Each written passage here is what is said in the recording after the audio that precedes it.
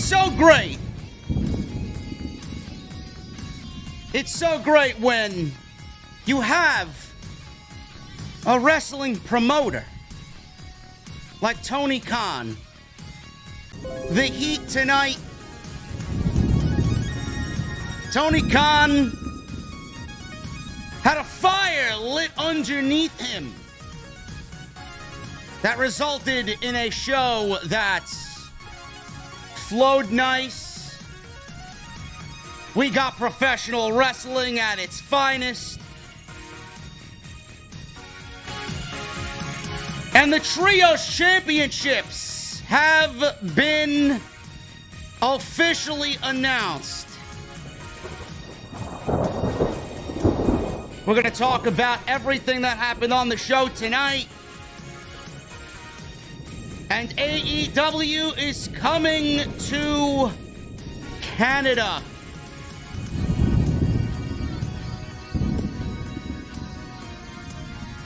Needless to say, they had a very good evening on Wednesday night.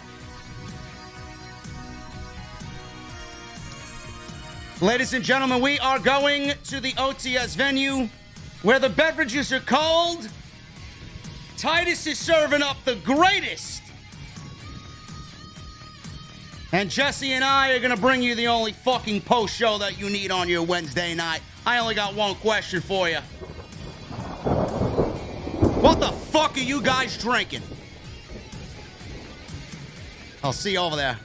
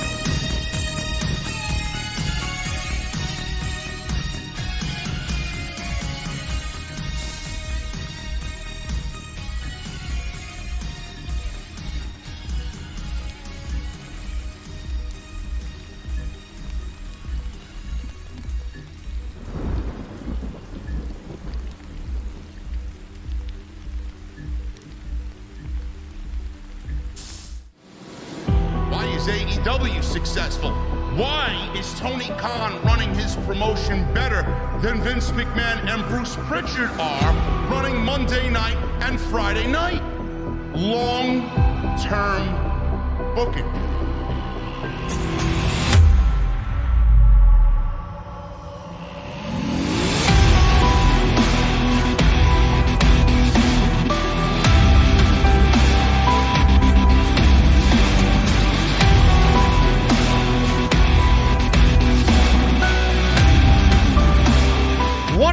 Guys, thank you so very much for joining us right here on Off the Script. This is your AEW Dynamite post show for July 27th, 2022.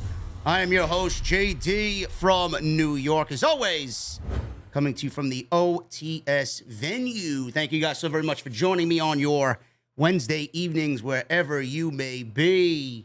Jesse, what is going on, man? What up, bro? Not much, man. How you doing tonight? Man, I couldn't be better, man. Everything is good in the wrestling world, bro. Yes, it is, man. Everything is good. Tony Khan gave us a great show tonight. Triple H is in charge. Triple H and Paul Heyman were in Nashville scouting the future of WWE, man. Vince is gone. It's a great week, bro. It's a beautiful thing, right? It is a great week. And this Dynamite was awesome tonight. Jesse, one of the one of the things that we actually talked about last week, and I touched upon it in my intro, is the show flowed very well tonight. It flowed a lot better than it did last week. And I went on off the script this past weekend. If you guys missed it, go check it out. Episode 437 on the homepage of the channel. I talked about I wasn't really pleased with AEW's, I guess, direction going into last week. And then when we got that Dynamite show, it felt a little sloppy. I thought it was probably one of their weakest weeks in a very, very long time. And one of the things that we touched upon was they need to slow it down. They need to slow it down. They need to take their time. They need to let things breathe. It seems like Tony Khan is always, after a bad week, he's always all ears to the ground. He's always got his eyes on, a bunch of different opinions. It seemed like he slowed the show down tonight, where a lot of important things that happened on the show were allowed to breathe. Well, absolutely, man. It seems like he is well aware that he is not in an open highway anymore. No. There's some congestion. Yes. There's some traffic. He's got vehicles. He can get through it, but there's no more cruise control, bruh.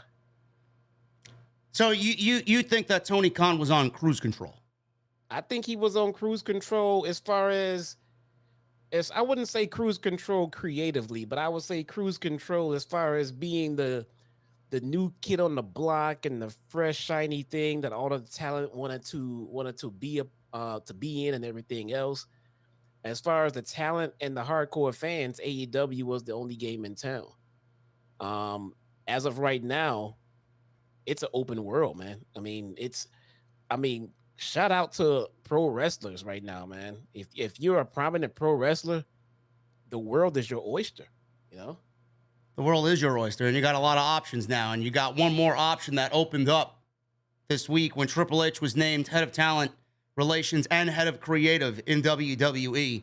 And it's funny you brought that up, Jesse, because it was legitimately the first thing on my plate tonight to start the show off with.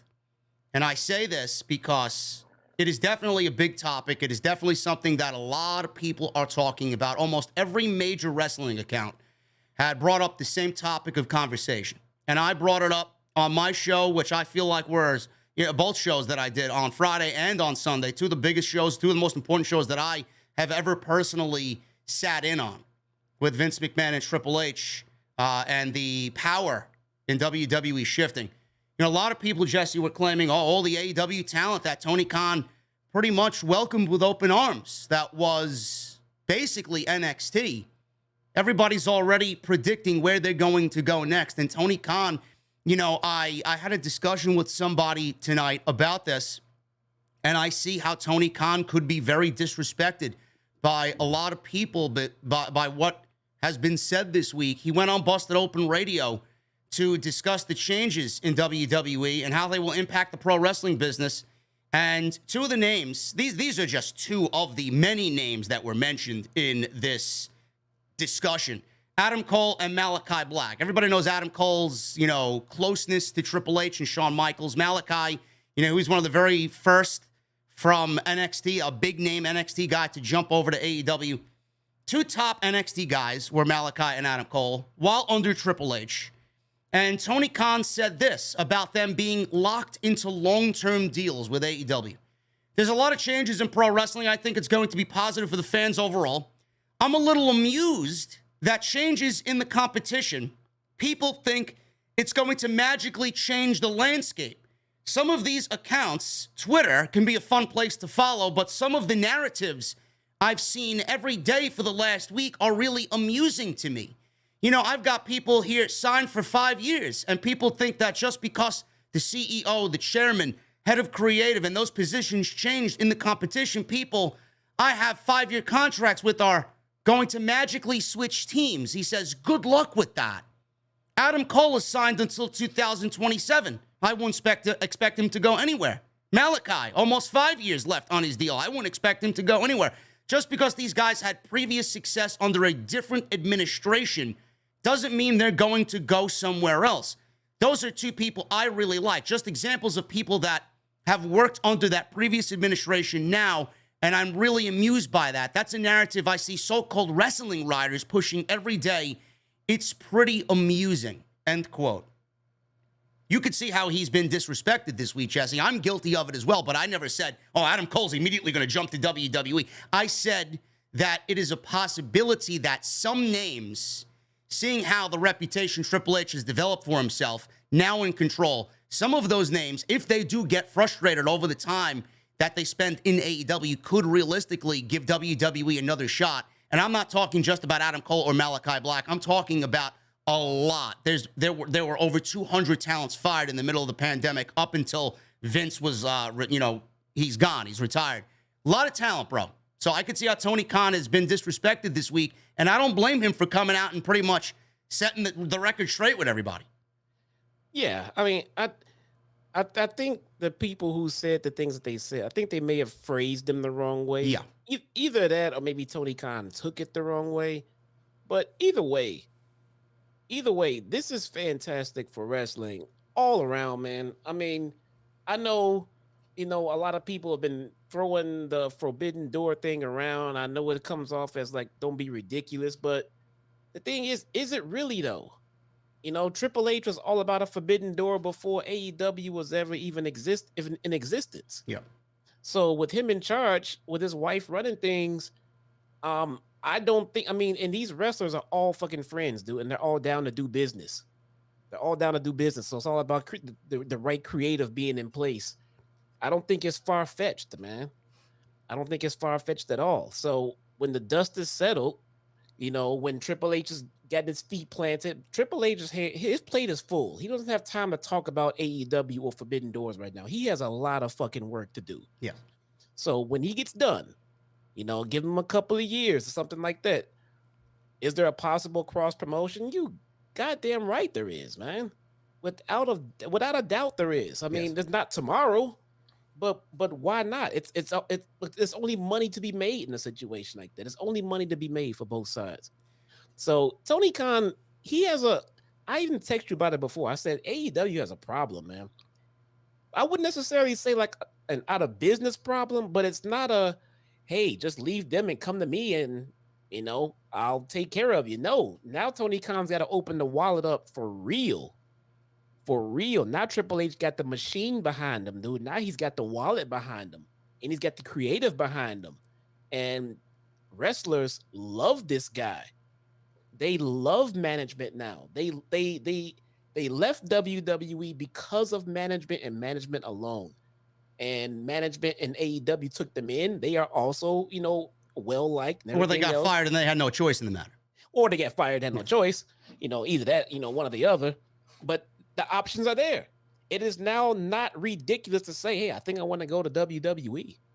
No, that's not ridiculous at all. No, it's not ridiculous. There's still a little bit of a waiting period here. If I'm a talent, let's see how it unfolds. You know what I'm saying? Give it a few months at the very least. But yeah, man, one call from Triple H. If I'm a talent, and whatever he tells me, now I believe it, every word of it. Yeah, and it's also a situation where, and I find this narrative funny because people are going to be doing this to me, and I know several others. They may do it to you too, Jesse, just because you're affiliated with me and you're associated with this show. But I see a lot of people saying, oh, WWE, JD's a WWE shill now. He's a Triple H mark. Motherfucker, I've been a Triple H mark ever since day one of NXT. So is Jesse. Jesse knows what that man is capable of because we watched Triple H pretty much run the best wrestling promotion in all of the world with NXT. Never mind fucking the United States, all the world. It was the most perfect product that you could ask for if you're a pro wrestling fan. So what I find funny is that people are now going to call me a WWE shill. Meanwhile, we were never WWE shills, AEW shills. We only wanted the product to be the way we know it can be. Yes. We love WWE. We love wrestling. We want to see it succeed. We want to see AEW succeed. That is it. So we're not shills for anything. We're shills for good wrestling. So that narrative, you could burn in a fucking fire, okay? Secondly, I love the fire of Tony Khan. I love the intensity of Tony Khan because if there's one fucking guy, Jesse, that we've come to know and appreciate, when he gets riled up like this, sometimes it's probably best for his business because he usually puts on fucking can't miss shows and he does his best work when he's riled up like this. So if this discussion and these topics that he's so adamant about, and Triple H taking over, I don't think Tony Khan is gonna, like you said, just roll over and just put whatever out on television. This is gonna level AEW up, and it's going to create a competition that I don't think we've ever seen before. And I think this is gonna be good for both sides. If you're a fan of WWE and if you're a fan of AEW, the competition is going to be wild, and that's what I'm here for. That's all I want. It is. We win. We win. I win. You win. Everyone in this chat, we win with the change that just happened in WWE, guys. It's about to get really, really fucking good over the next few years in pro wrestling. I'm talking attitude era good. I'm talking it's going to be good. I don't know about those 7, 8.0 ratings anymore. That ain't going to happen. No. But as far as a fan is concerned, we're going to get that level of storytelling and that level of wrestling from two different companies who now have the ability to just, you know, throw some tongue in cheek at each other and just do little things here and there. Maybe we see a cross promotion, maybe not. Maybe we'll see some crap talking. Who knows? But the thing is, I think we're on equal playing fields at this point. You know, WWE had the machine, but AEW had the talent. They had the creative. You know, they had the backstage environment that everyone wanted. But now WWE, after they changed management, they're in a little bit of a level playing field as it comes to the hardcore fans and the talent wanting to have a stable employment and things like that. I am loving this. I'm more loving it for the talent because, like I've said many, many a times, I'm not just a wrestling fan, dude. I mean, like you, like me, we welcome these people into our homes. I want what's best for them, man. Yeah. I don't want them to be on TV doing suplexes on Wednesday and then have to go home and figure out how to feed their families that night. That's bullshit, man. Yeah. So I'm glad this is going to put money in everyone's pockets as long as they are out there hustling and breaking their ass to be a pro wrestler. Change, folks. Change is coming, and change is a beautiful thing. And I think this weekend is going to be a very interesting one to watch. Just keep an eye out on what happens at SummerSlam because Triple H is in charge, and we know what that man is capable of. And Tony Khan, you know, it's going to light a fire under his ass. I know it will. I don't expect anything less from him. I've been in his presence quite a few times. I know how riled up he gets. I know how passionate about this he is. He's not going to let this shit just, you know, consume him, and he's not going to listen to these fucking geeks online, you know, throw dirt on AEW's name and throw dirt on his name. Oh, look at all the talent that AEW's got. They're going to immediately jump ship. Motherfucker, Tony Khan is not going to let that happen. He's going to keep everybody where they are and keep everybody as happy as possible, unless you're Jonathan Gresham, which I want to get your opinion on a little bit later, Jesse, because that was a whole fucking can of worms that got opened up this past weekend with the Ring of Honor show. I'm sorry, go ahead. No, go ahead. I'll come around to that time. Yeah, okay. The other big thing that happened tonight, outside of the whole power shift in WWE and Tony Khan getting a little fired up about it, finally, we got Trios Championships announced in AEW. We were wondering where they were. Tony Khan mentioned that they were made and they were probably sitting in his closet somewhere in his fucking 12-bedroom mansion. We got Trios Championships, Jesse, and it is great. They look gorgeous, just like every other title in AEW. And I find it funny, bro, how we got this announcement. They will be crowned it all out. There will be a tournament. I can't fucking wait for it. And I find it funny, man. Tonight, they announced the Trios Championships, and then in the same night, and it may have something to do with it. It may factor into it. It may not. But AEW announced its Toronto, Canada debut on Wednesday, October 12th and 13th. That is a Wednesday and a Thursday. Now, I'll get to that in a second. But the Trios Championships, Jesse, there was a rumor going around that Meltzer was talking about Kenny Omega imminently coming back. There's a major plan for him. This is going to be the introduction, hopefully, to Kenny Omega coming back. Do you believe that all of this has to do with Kenny Omega coming back to AEW television? How great is the Trios Championships going to be on AEW television finally, man, with all the plethora of tag teams that they have in this company? Well, the rumors were there that Kenny will be back by All Out, and we got the announcement of the Trios titles at All Out. I don't know if Kenny's coming back to jump right into the Trios titles division. So I don't know. So with the announcement of the titles rushed because of the news of this week, maybe. But here's the thing: if we get this kind of news from last week, you know, the single biggest person in the history of all of pro wrestling is stepped down from power, and the guy that the fans hope would take over creative the most is in power. If you did absolutely nothing at all to try to boost some kind of interest and the level of your show, if you did nothing at all, then I'm ashamed of you as a promoter. Yeah. You do something. I'm not saying you rewrite the whole goddamn show and toss everything and start over. No.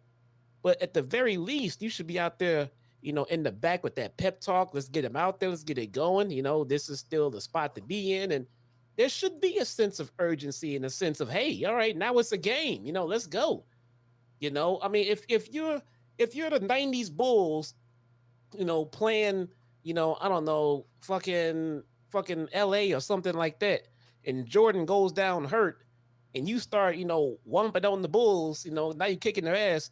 If Jordan comes back, you don't sit and fold your arms and say, well, this is over. We're fucked. Let's go home. No, dude, you say, all right, fuck it. Jordan's back. We still gonna do what we do. You still do what you do. You up your level. You batch the intensity. You don't pretend nothing happened. AEW pretending that the shift in management didn't happen in WWE is the very same as WWE trying to say that, oh, AEW is not competition. It's bullshit. Yeah. I do think that you are correct. I do think that the Trios Championships were, or the announcement of the Trios Championships were sped up because of what happened here. I absolutely believe that. And I do think that they wanted to, on what looked to be on paper just another ho-hum episode of Dynamite, you know, that was an exciting announcement that got everybody to pop in the community on social media. And that's exactly what Tony Khan is looking for. He's looking for that pop. He's looking for that excitement. And a lot of people have been anticipating these titles for basically a year and a half now. So we got those championships. They were announced, and a tournament is going to be announced soon. You can imagine who's going to be in this thing. Pretty much all the heavy hitters are going to be in this thing because there are plenty of teams to fill out an 8-team trios tournament, and they will be crowned at All Out. And the announcement with Toronto on the Toronto debut, October 12th and October 13th. I don't know if you guys picked up on this, but it was something that I immediately had focused on. Jesse, they announced Wednesday, October 12th, and Rampage Thursday, October 13th. So what does that mean? I mean, that's very in your face, but no explanation behind it. Are we getting Rampage on Thursday night instead of Fridays in October in the fall? And are they moving to a normal time slot? Could it be a baseball thing? What do you mean? Just moving that particular show for a game on Friday or something like that. I don't know when the World Series takes place.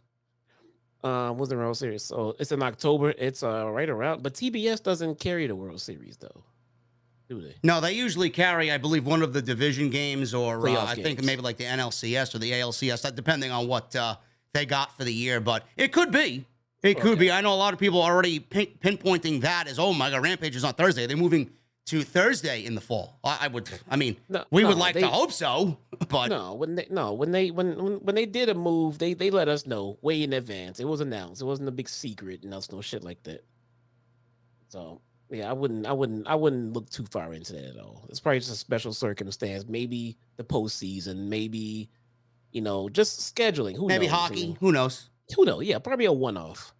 So they announced Toronto. You guys are going to get a banger show, no doubt about it. Tony Khan is going to be all guns blazing going into Toronto for the first time. So you guys are going to get something really, really nice. And they were hyping up the Quake by the Lake as well, which is taking place in August. So that's going to be happening right before All Out. It's going to be great. They got a couple of things lined up for themselves, and that was the Trios Championships and the Toronto date were the two big news articles coming out of AEW tonight, and that's very, very exciting.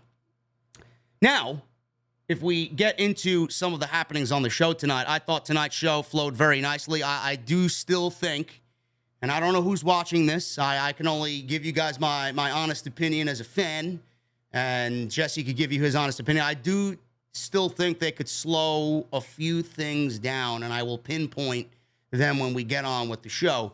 But, Jesse, we got two major happenings tonight. We got Jungle Boy and Hook I really want to focus on. Let's start with Jungle Boy. Jungle Boy, Luchasaurus, Christian Cage.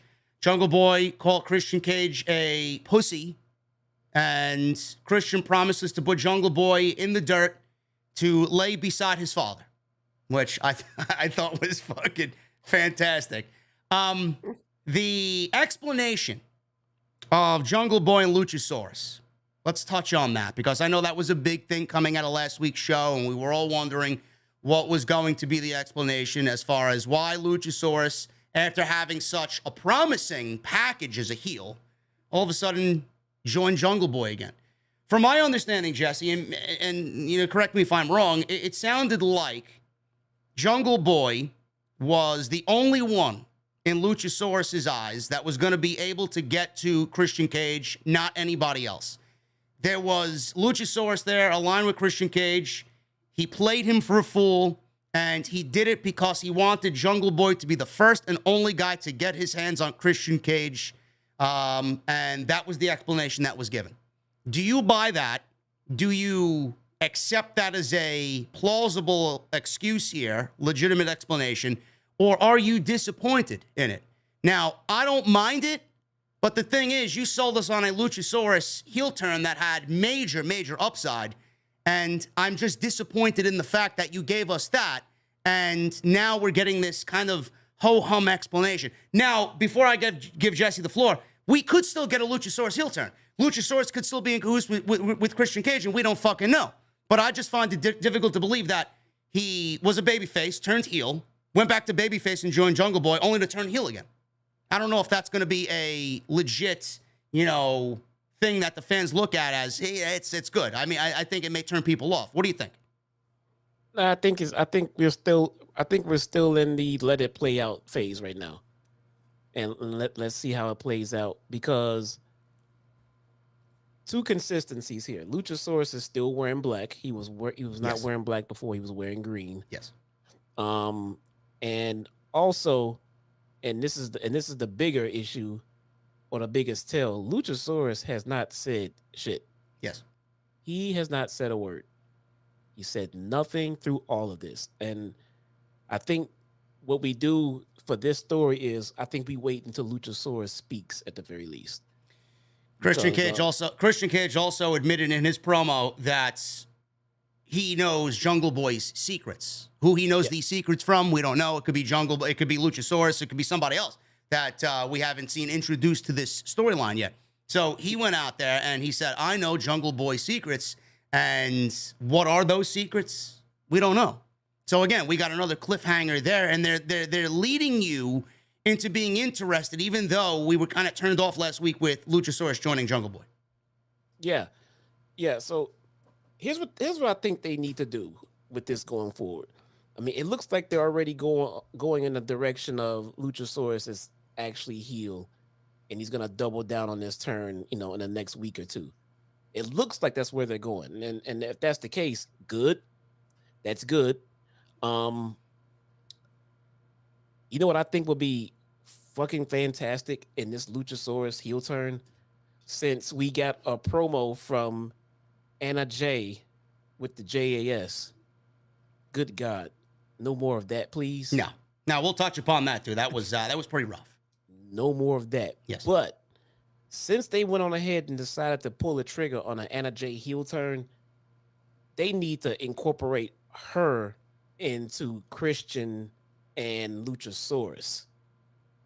Somehow. They need to have, I don't know if they want to have Christian making out with Anna Jay or with Luchasaurus, or just bring them on in to have her kick Jungle Boy's ass. But maybe that's a part of the secret that he knows about Jungle Boy. Maybe it's Anna Jay. But the Anna Jay factor in the JAS makes almost no sense to me. But if we put it in the Luchasaurus, Jungle Boy, Christian Cage story, it seems that we can get significantly more heat that way. Well, Jungle Boy did mention that Christian Cage, I don't know if this is legit or not, or maybe they were just playing it up for the sake of the storyline, went through a divorce. Yeah, I don't know if that's true or not. I don't know. I mean, he did say that. I mean, Jungle Boy was on fucking fire. It was probably the best promo he's ever cut. I mean, he said, you guys want fucking TV 14 back on Monday night? I'm going to give you fucking TV 14 tonight on TBS. But yeah. I don't know if that's legit or not. Maybe that factors into what you just said, and maybe Anna Jay does get involved here. Yeah. That would be great. And again, yeah, I don't know if Christian, I don't know if Jay is actually going through a divorce or not. I have no clue. But it shouldn't matter. If it's in the story, then that's in the story, then that's what it is. You know what I'm saying? So, but yeah, I don't know where they're going with this Anna Jay with JAS, but it already seems like it's not working. No. So I'm hoping they use her instead over here. Since, I mean, it would not be the idea I would have rolled with from the beginning, but since they already turned her heel at this point, I think it would serve better in that storyline rather than the ones that she's in. Yeah, I like it. I think that works. And yes, please take Anna Jay away from Tay Conti, because Jesse and his texts every fucking week. JD, they're coming. They're coming, bro. They're coming. Yeah, tag team titles for the women's division are coming. I'm like, bro, please shut the fuck up, man. Seriously, sorry, you got to stop texting me this fucking garbage. I'm sorry, man. TK, please, if you listen, bro, please. No women's tag team titles. None. No, please, women's please. tag titles. No, please, no. For the love of God. For the love of God, please, no. They will not work here. They will not. There's too many titles as it is. We don't need women's tag team titles, okay? Yes. They need to be where Sasha and Naomi threw the other ones. Or where Cora Jade and fucking Roxanne Perez threw the other ones. Get rid of them. The other big thing that happened... I'm sorry, Jess, again. What if he brings in Mercedes and Naomi with women's tag team titles? That's a pretty ballsy move. You know what I'm saying? Since they pretty much got rid of them in WWE, and then they come in, have a tournament or what the fuck ever. I mean, they come in and bring Mercedes and Naomi. Bro, just for the simple fact that it is absolutely a low blow and the biggest prick move you could possibly do if you're Tony Khan. I give my stamp of approval on that. That would be fucking great. I would laugh my ass off.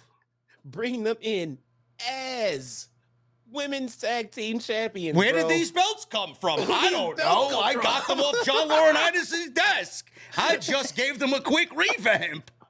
That would be fucking great. No explanations. Come in as champions. Start defending. Why not? Why not? It's Sasha Banks. So who gives a fuck, man, right? Just give her a championship, whatever. That'd be great. People would hate it. They got to come in as heels and do it, dude. Listen, if I'm Tony Khan, I'm doing that, bro. I'd take that. Out of all the fucking talk, seriously, no women's titles. But if you're going to do that and introduce them, fine. I'm on board. At least we know that they'll be in good hands. Yeah, dude. That's fucking...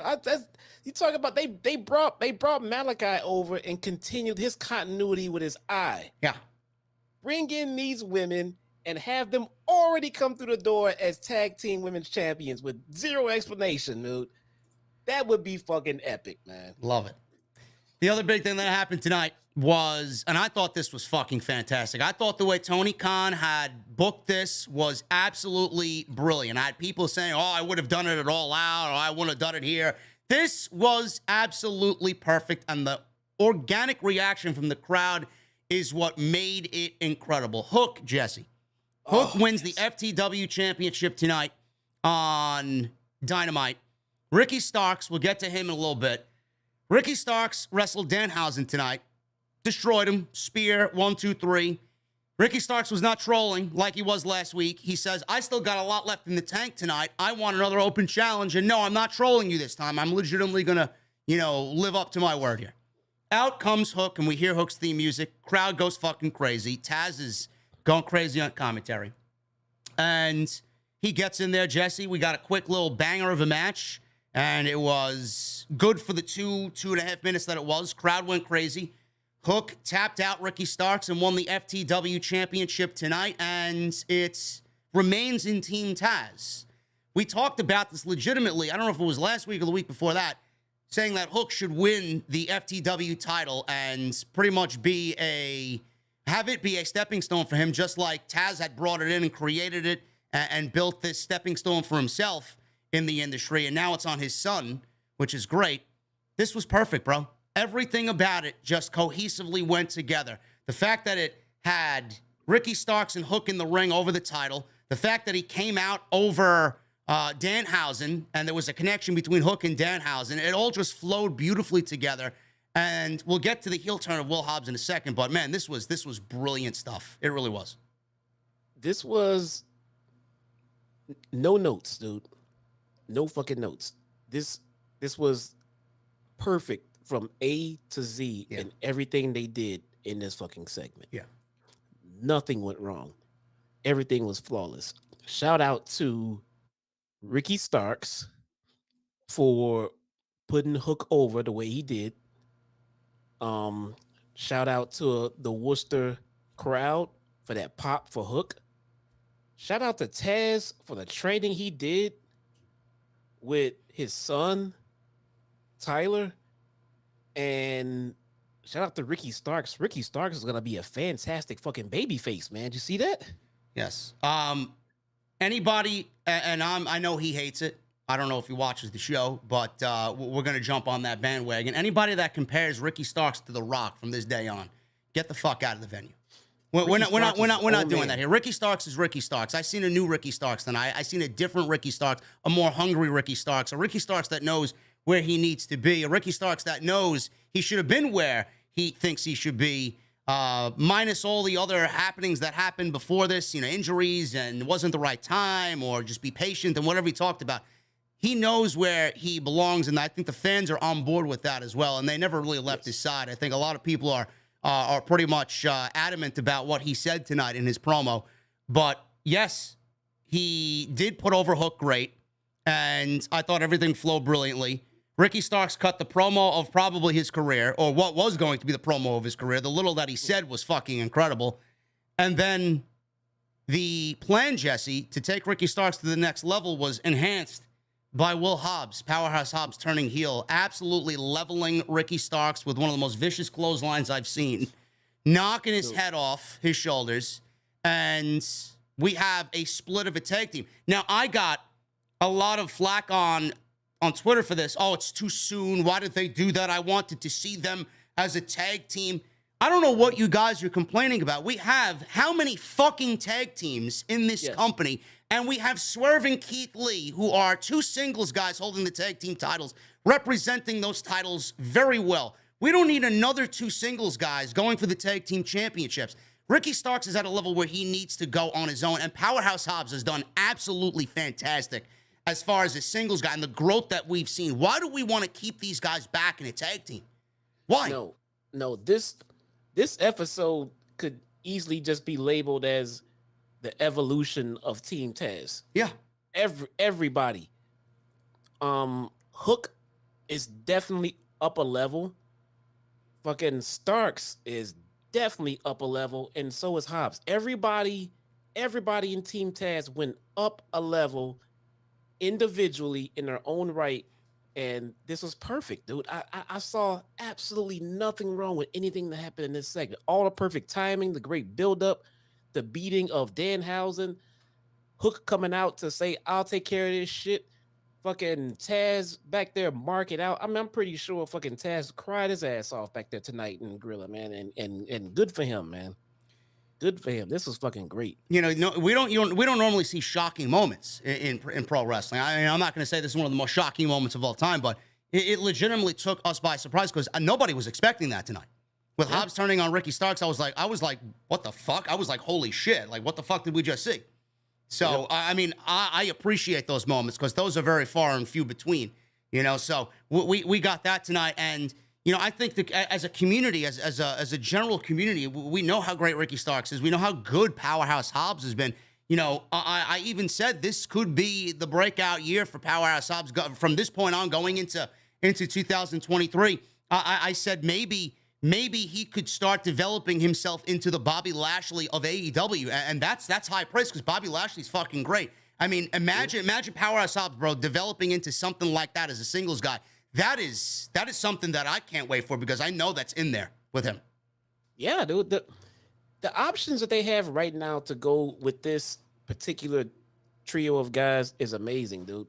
Because you could even you could even come full circle. You could even come back and have Taz side with Hobbs, and then have Hook side with Taz and Hobbs, and they just kick Ricky Starks out, basically.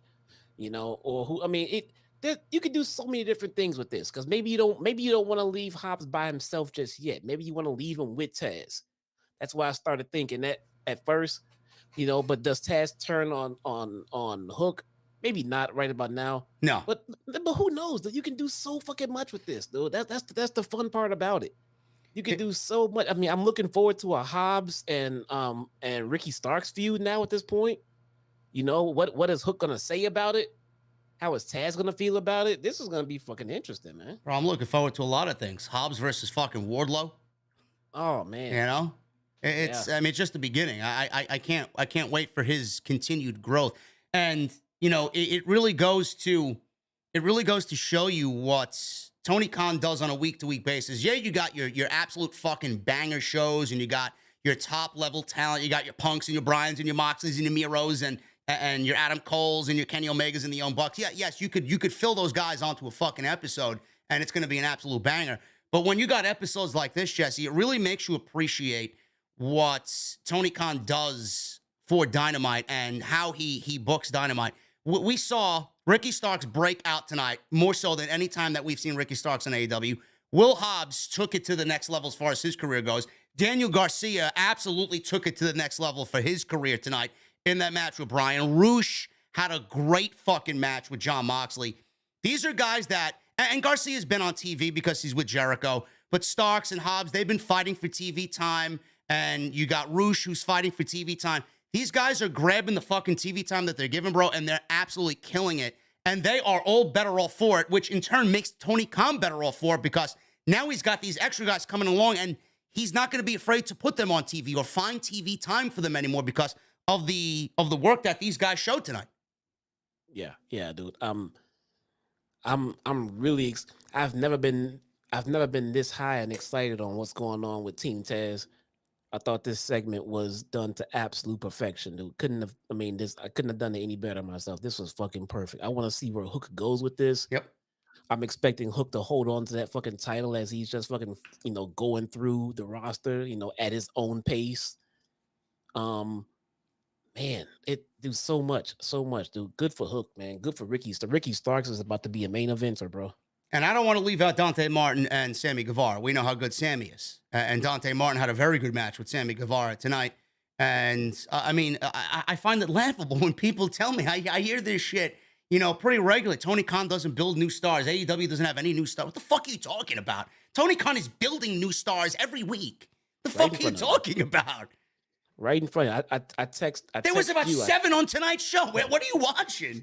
I text you. I text JD tonight. We were watching the Sammy Guevara and Dante Martin match, and I said, right now in this match, you're looking at a future AEW pay-per-view main event. These two guys right here, easily. And I could see it. I mean, easily down the road for whatever title. It could be for a TNT title. I mean, who knows? These two are going to be the future of the company one day, man. Just a quick side note on the FTW title. Yes, it's not a recognized title by AEW, but, nobody has any room to fucking complain about the FTW title and anything that's going on with that when we got the 24/7 title still running rampant on fucking Monday night. This was the first Monday that we didn't get it because Triple H was back in charge, and I know he's going to burn that fucking thing into goddamn ash. But, you can't complain about it.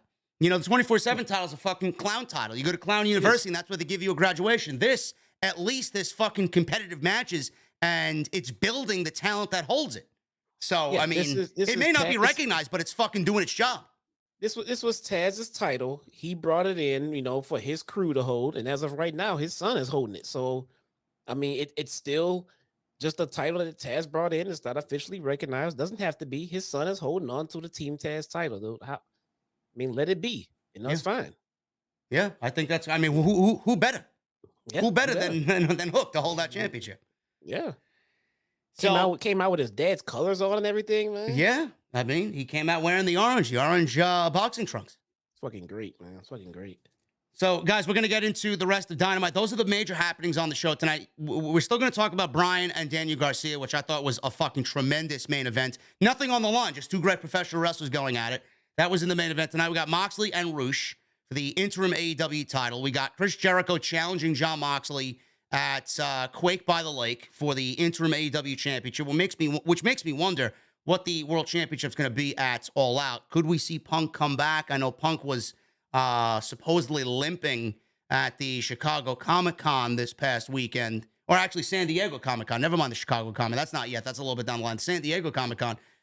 We'll talk about that as well. I don't know if he's going to show up at All Out, but we will definitely see. And then Thunder Rosa and that championship match against Yamashita tonight. So we'll talk about all that.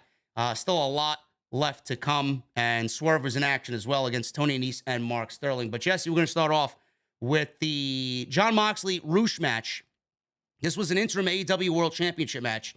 And Roosh actually wrestled his brother, Dragon Lee, at Ring of Honor, Death Before Dishonor. Jesse, did you watch Ring of Honor at all yet?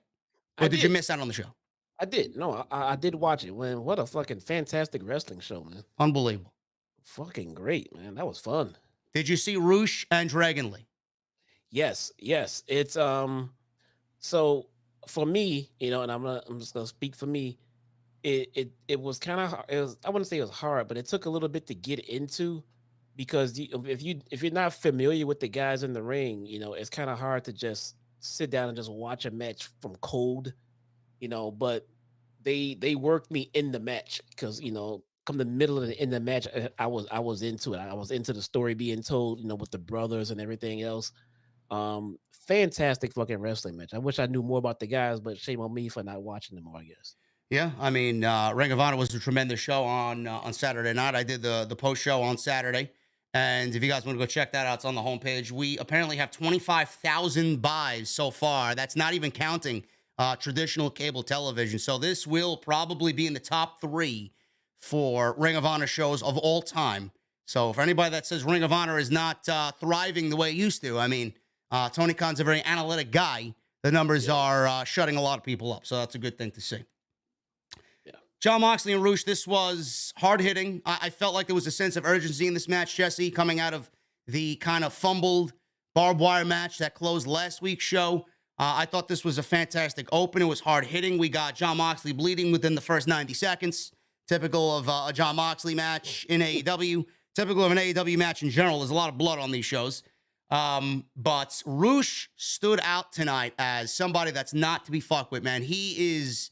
And I hope we see him, Andrade. Maybe we get Dragon Lee in that stable for the trios. I think Roosh is going to be a major player, bro. He really... And I knew how good he was coming into AEW. I wasn't really familiar with him at the beginning of his Ring of Honor world title run, but I knew of him and knew how good he was, and I knew his affiliation with Andrade, and I knew it was a lot similar to what Andrade brought to the table. He's fucking incredible. He is so good. Bro, I got a complaint about Roosh, man. He doesn't sell. No, I didn't think that. He doesn't sell? I didn't notice that. I don't know. Maybe he's just all over the place, man. He's just very go. I don't know. How does he get his body so fucking tan? Does he put like fucking baby powder on his face to counter it? Why is he so fucking pale versus dude, less tan or do your face? What the fuck? What are you doing? That's what you're complaining about? Yeah, well, what? Am I gonna complain about his fucking wrestling? Are you fucking crazy?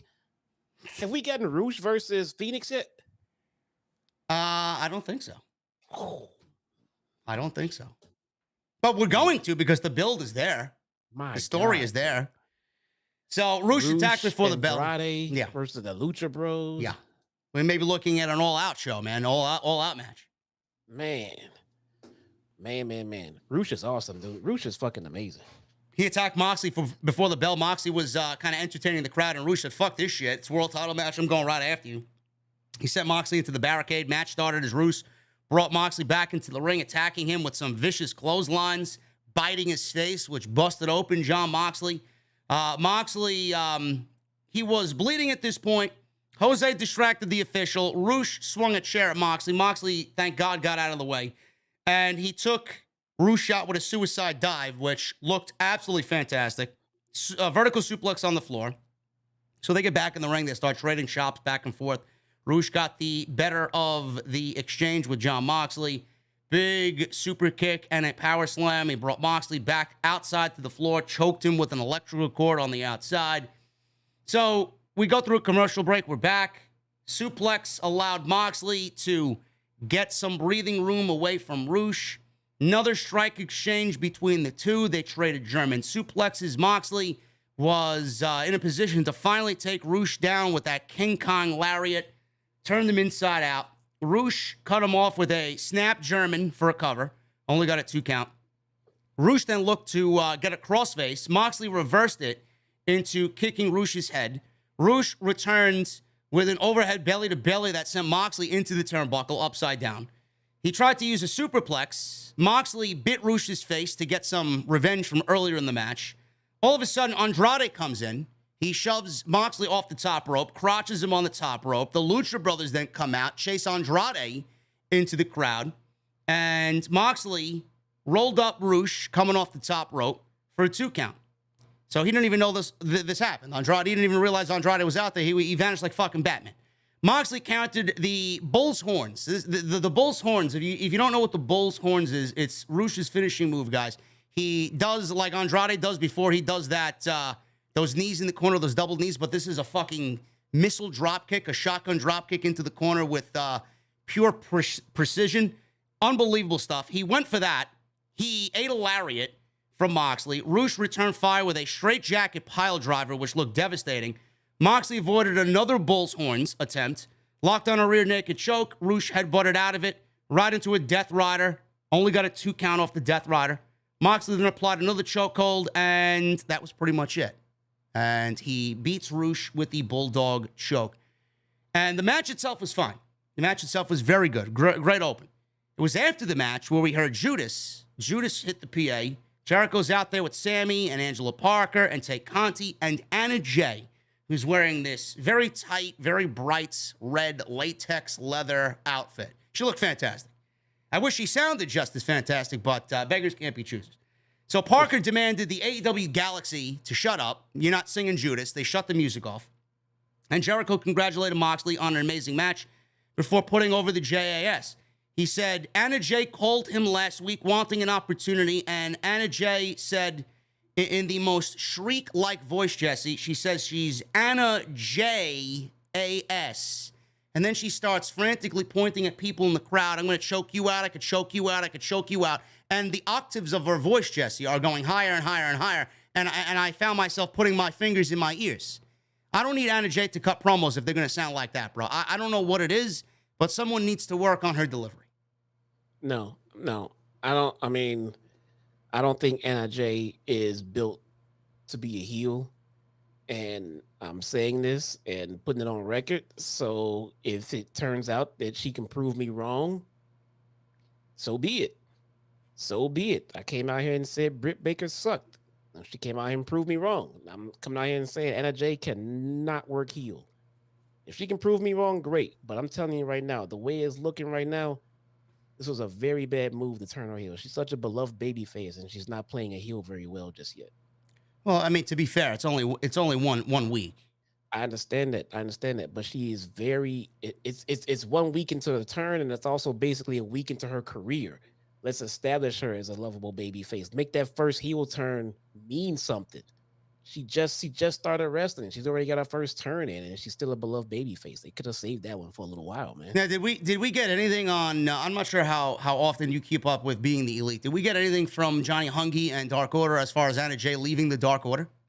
No, they just said they kind of mentioned it on the slide a little bit, but then basically said, well, it's Evil Uno's birthday. Let's focus on that instead. We'll focus on Anna later, blah, blah, blah.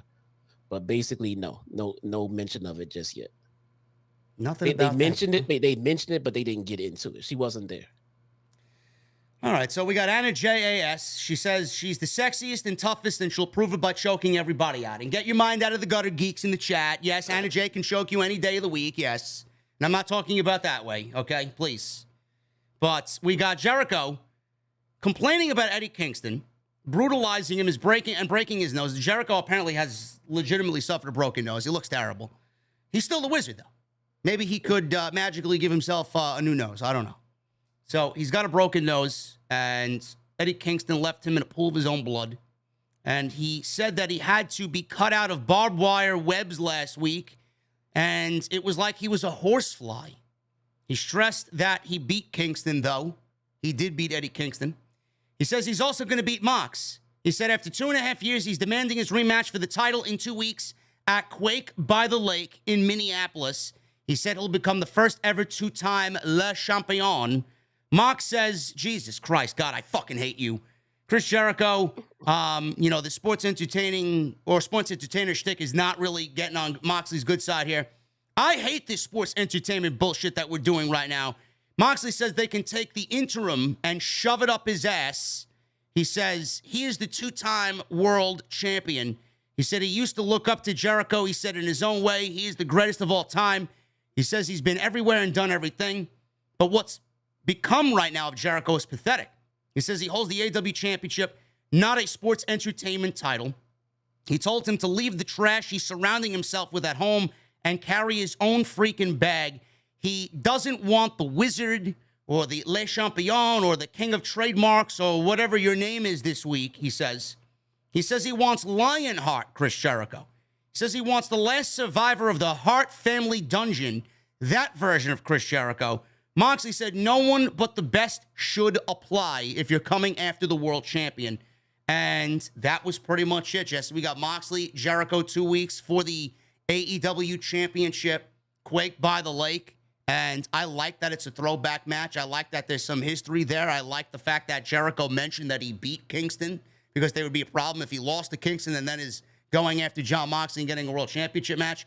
I like this in the interim, but my question is, if Jericho and Moxley are having a match now, what does Moxley do going into All Out? Or do we get a series of matches with Jericho and Moxley that lead into All Out? It could be maybe this match with Jericho is leading into Mox's opponent coming out and interfering in that match, or coming out after that match. I can't see them doing Jericho and Moxley twice. No, they've already done these guys. This is just a one-off and probably a setup. I would say Jericho was the setup man before they bring in the closer for Mox. And I'm glad that they mentioned. I'm glad it was Mox that mentioned, fuck this interim crap. I'm the goddamn champion, dude. I won this fucking title. I'm the fucking champ. There's no interim shit. I'm a champion now. When Punk brings his ass back, I'll still be the champion. I'm glad that he mentioned that, because I don't. If I'm a wrestler and I'm a champion, I'm not the interim shit. I won this damn title, man. So it's not even that, bro. We've had promos from quite a few people. Wardlow was the one that stuck out to me most. Like, he didn't want to be in that battle royal because he says, "Oh, I don't want to win the interim champion. I just want to pin the champion when the time comes." Like, bro, yeah. I mean, we minimize it. You don't minimize the championship. So the fact that Moxley did say that, yes, is great. I absolutely agree with you, and I'm glad that was said on TV, because the title's been kind of disrespected by using those certain words on television, and it sets up a great play for CM Punk to come back and hear that, well, you're not the real world champion. Listen, I'm the fucking world champion. I never gave this shit up. You're out here claiming that you're the real world champion, and then we're going to have a champion for champion match, and I think that's going to be tremendous when it actually happens. Right, pretty much. Punk comes back. I never lost my title. Yeah. Moxley, you never beat me. Yeah. I mean, just which one is it? Let's go. Now you mentioned a setup for Chris Jericho. I honestly think with what we saw in the Daniel Garcia and Bryan Danielson match, Jake Hager interfered, causing Bryan to pretty much pass out because of Daniel Garcia's submission hold. I do think that this leads to Bryan versus Jericho at All Out. I think that's what we're getting, because Jericho's the obvious guy behind the JAS, and, they took him out. Why not go for the fucking head of the snake? I could see Bryan and Jericho at All Out, and hopefully, I'm keeping my fingers crossed. We don't know. Tony Khan's not going to reveal his cards yet. Maybe we do get Punk coming back in the time being for the build for All Out. I don't know. Maybe. It's been rumored, I'm sure, everyone's targeting this day. I'm sure if it's a remote possibility, then Punk will be at All Out. If it's a remote possibility. I mean, if he's not there, then there was just no way in hell Punk was gonna be back in time for it. Then, I mean, so I get it. It's gonna be an important show. It's in his hometown. But yeah, I love how Mox he owns it. Like when I mean, everything he does, he owns it just in his promo work alone. Like, man, fuck this interim shit. I'm your fucking champion, and that alone. That little tidbit alone, like you just said, that's enough to start a feud with Punk. It's crazy that it's crazy to see Jon Moxley just so good at what he does. I even said this to myself, like, he's so fucking good at what he does.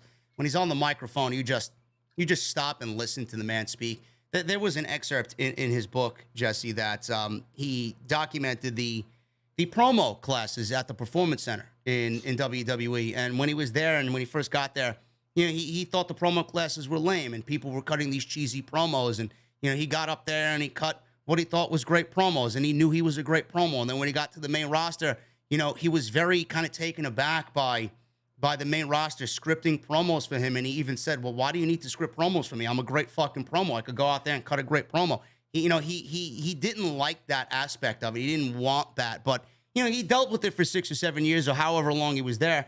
And to see him go out there, bro, off the cuff every single time, nail it, the fucking realism, the organic feel he gives, the natural feel, the way people love him because he's just so fucking genuine. It's a beautiful thing to see. It really is. It is, man. I mean, shout out to Mox, dude. Living this dream, man.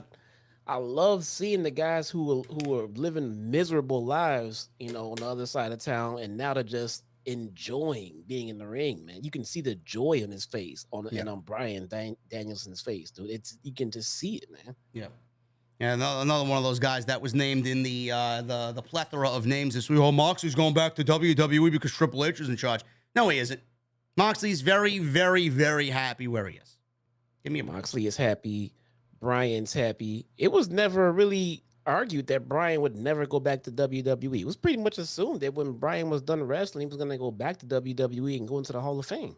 I could see Bryan going back. I could see Moxley going back when the time is. I could see Jericho going back. Yeah, these guys have spots in the Hall of Fame waiting for them when they retire, bro. Easily.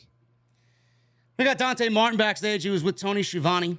I like the way the first segment flowed from Jericho into this. It was, nice and concise. It wasn't rushed.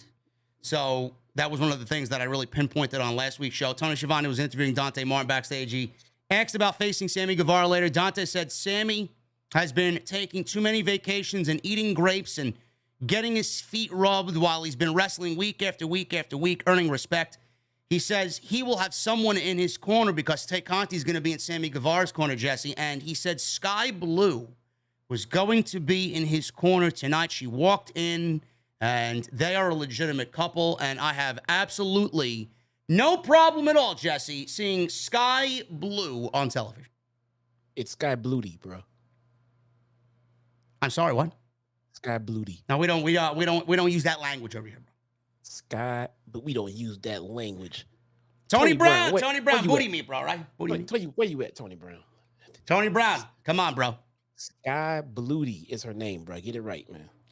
Get it right. No, it's cool. They got really nothing going on with Dante Martin right now. His partner can't stay healthy to save his life. They're kind of like trying to find some kind of direction for Dante and give TK credit, man. He is trying different things in different situations. He's trying a lot of different things with Dante Martin. He's doing his best to keep this kid on TV, and I have no problem with that. None at all. So if his girlfriend's a pro wrestler and she has nothing to do, and you got a reason to put them together and not make it cringe, I'm all for it, man. Give both of these guys something to do. I'm all for it. I absolutely agree. Danhausen made his entrance. Ricky Starks, Danhausen FTW title. This was basically 2 minutes. Danhausen really got nothing here as far as offense but a pump kick and a Northern Lights suplex.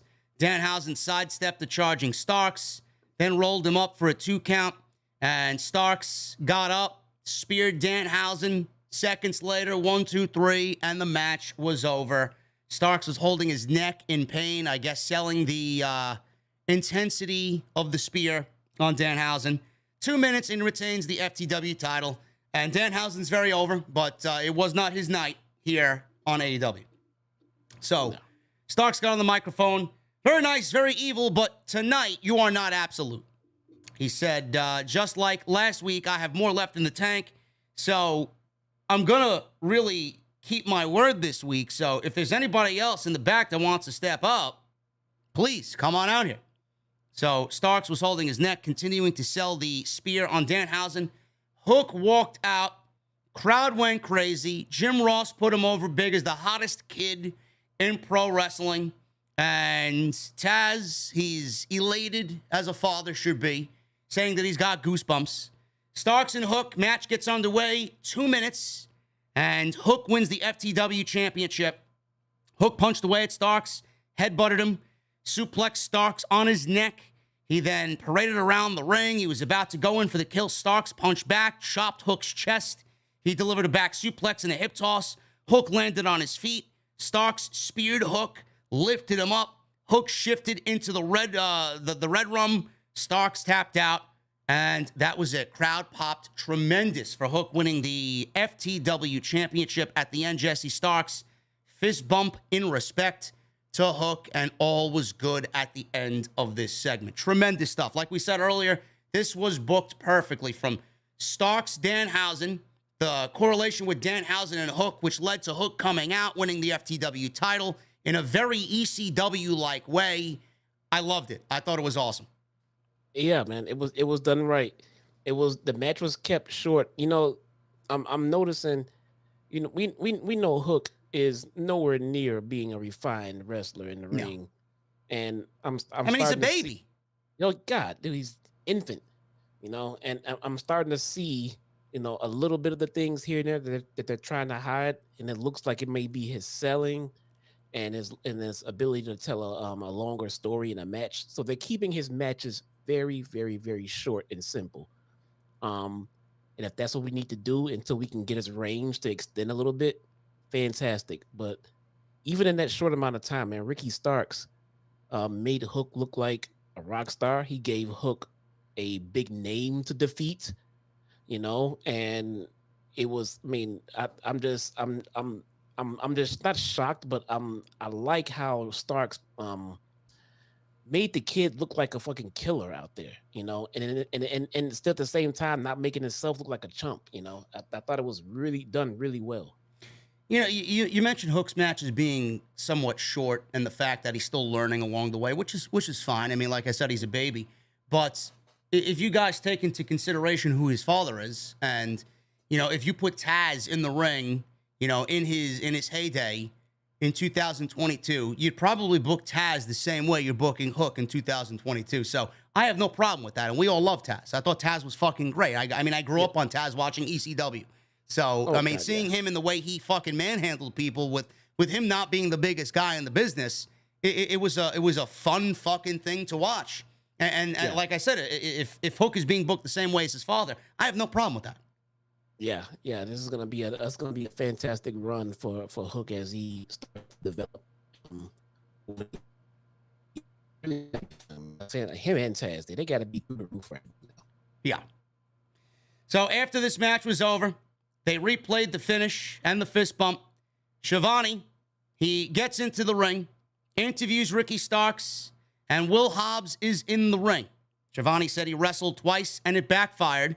Starks said he lost, but he's no stranger to losing, and he's okay with that. He said when he won the title, people said it was a noose, but he turned it into a tie. He said he made the most of it, and he took the leather and metal and made it into gold. He said he brought the title back to prominence, and nobody in the back can say that. He said he exceeded all expectations and never gave less than 100%. He deserves to talk to the people for more than 40 seconds, and goddamn he will. He said people tell him to be patient and his time will come. I don't want to hear that anymore. My time was last month. My time was last month, last goddamn year. He said he doesn't want people to say he's had a string of bad luck or it was bad timing. All of a sudden, Hobbs clotheslines Starks out of nowhere from behind. Taz on commentary asks, "What the hell did you just do, Hobbs?" He then gave Starks the spine buster, And Taz asked, what the hell is going on here? And then they immediately cut from the segment. Now, my only gripe with this, Jesse, was the fact that they did not let Hobbs kind of just take in those boos. I wanted a little bit of a more prolonged camera shot there on Will Hobbs, and we didn't get that prolonged camera shot of the crowd just raining boos down upon him. I did think they rushed out of this a little too quickly, but this is tremendous for Powerhouse Hobbs and tremendous for Ricky Starks, because I do think on both sides of the spectrum, Starks is going to be a mega babyface, and Hobbs, if played right, is going to be a mega heel. Yeah, no, I 100% agree, man. And I think you may be a little bit right about that. I mean, just maybe more of a beatdown. Yeah. More of a beatdown, take in the boos, just like you said, just let it linger a little bit longer. And I could see that for sure. Yeah. Yeah, that's the only gripe I have with it. I thought it could have been a little bit, like you said, a little bit more longer of a beatdown, really get that heel heat on him, or just keep the camera on him for an additional 10 to 15 seconds and let those boos kind of just seep into the segment. They just rush right to the next segment, which was the fucking Acclaimed. I mean, we love the Acclaim, but if Will Hobbs just turned heel out of nowhere and nobody was expecting it, I mean, I want to keep that shot. That's just me. I don't know. No, I could see that.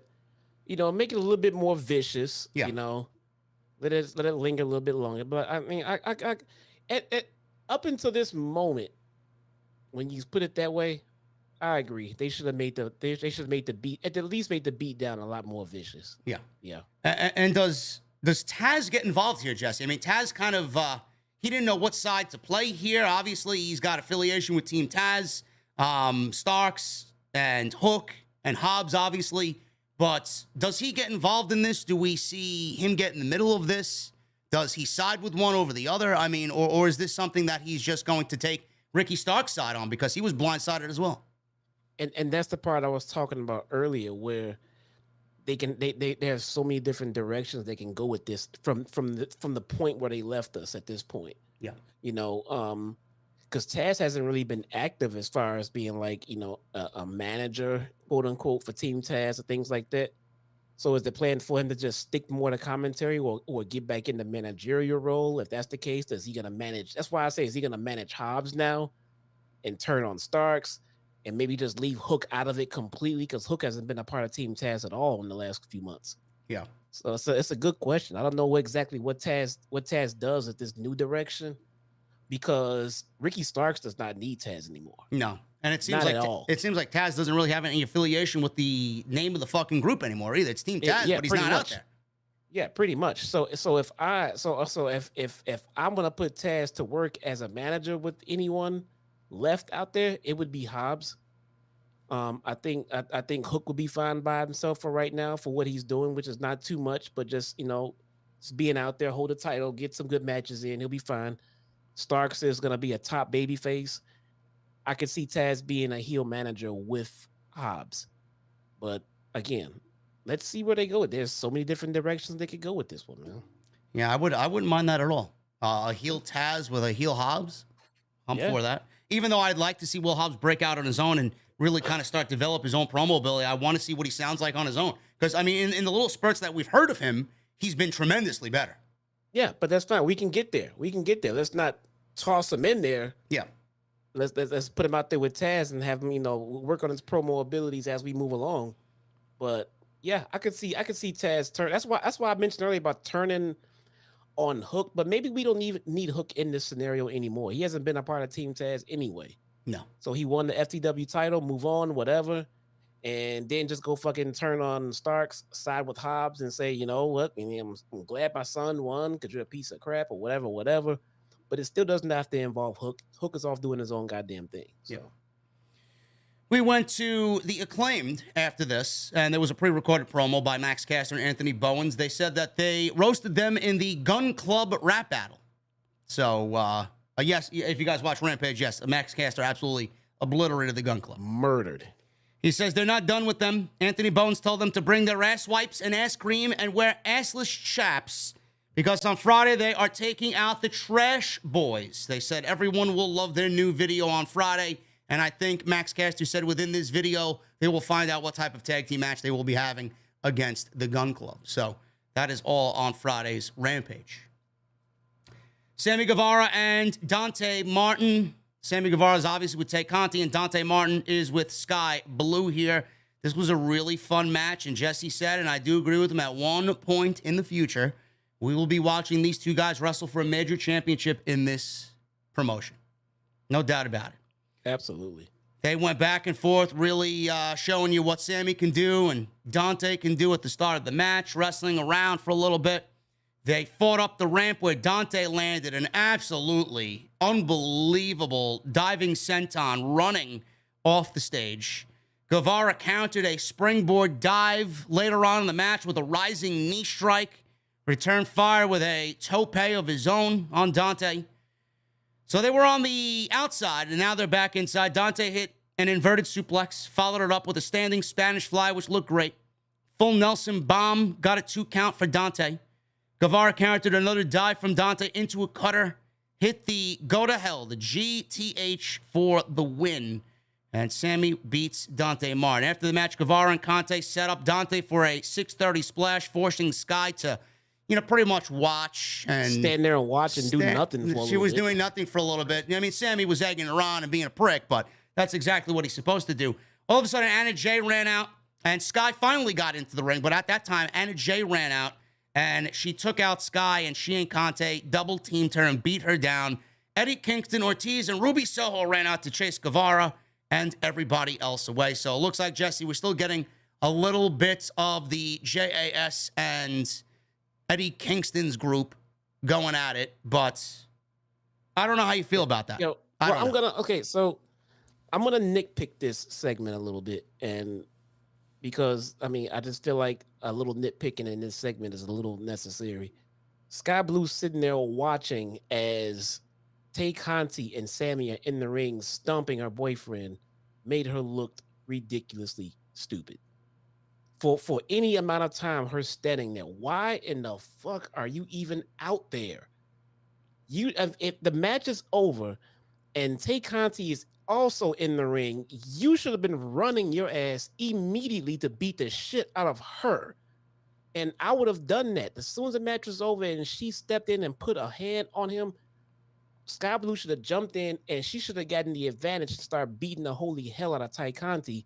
And then Anna Jay could have came running out and got the best of her. And then they could have proceeded. But a little detail like that could have meant, hey, Sky Blue's a fucking fighter, and then she'll get in there and kick your ass. No, she was standing there watching. Sammy's going to the top. Yeah, I know. She was just pacing around on the outside when she was watching Dante Martin get beat up. Not even that, Jesse. Not even get in the ring and start putting fucking fists to Tay Conti. Get in there and cover your men. They're beating up on him.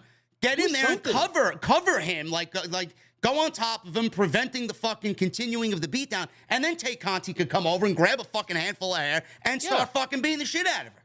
Drag him out of the ring. He's laying there.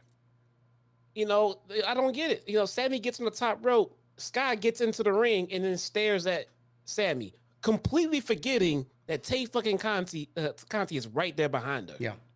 It just. Again, I know I'm nitpicking this. No, you're not nitpicking. I mean, this is a legitimate gripe. Sometimes they overlook these little things.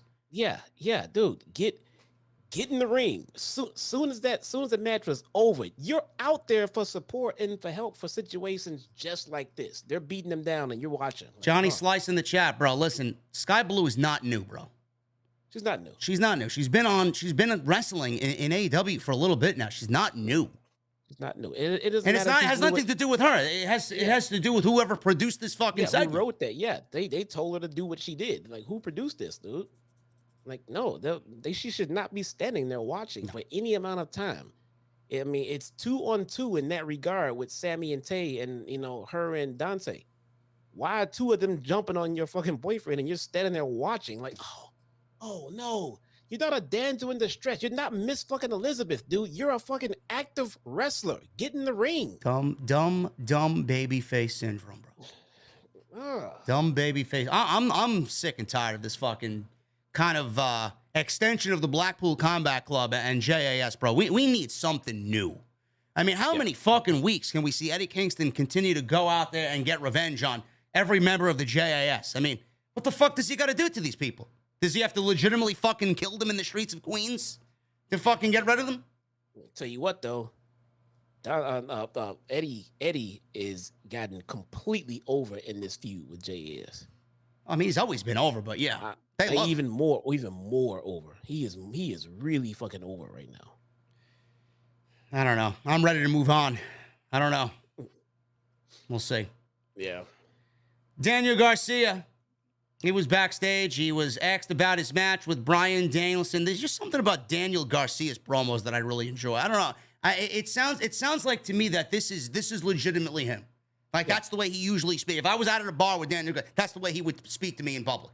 This is why I just love the way he carries himself in these promos. He asked where Bryan Danielson's been the last couple of months. He says he's been getting sharper and better while Danielson was apparently or probably working on his garden at home with his wife and his kids. He says he's going to take advantage of Danielson because he's fresh and sharp. He said he'll send him on another vacation with his family. And he says when he beats Danielson, people will be calling him the most greatest technical sports entertainer in the world. Love it. So good.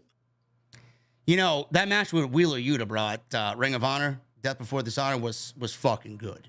That was so a great fucking match. I knew it would be.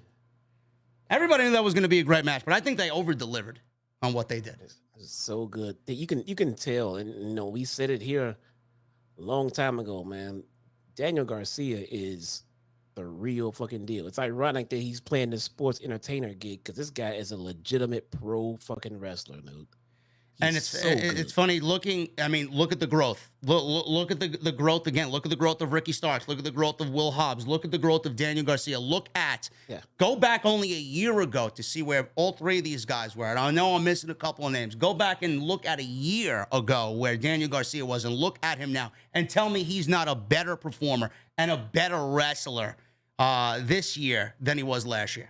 It's tremendous. The growth. This is why we love the fucking show. The growth of these guys is tremendous.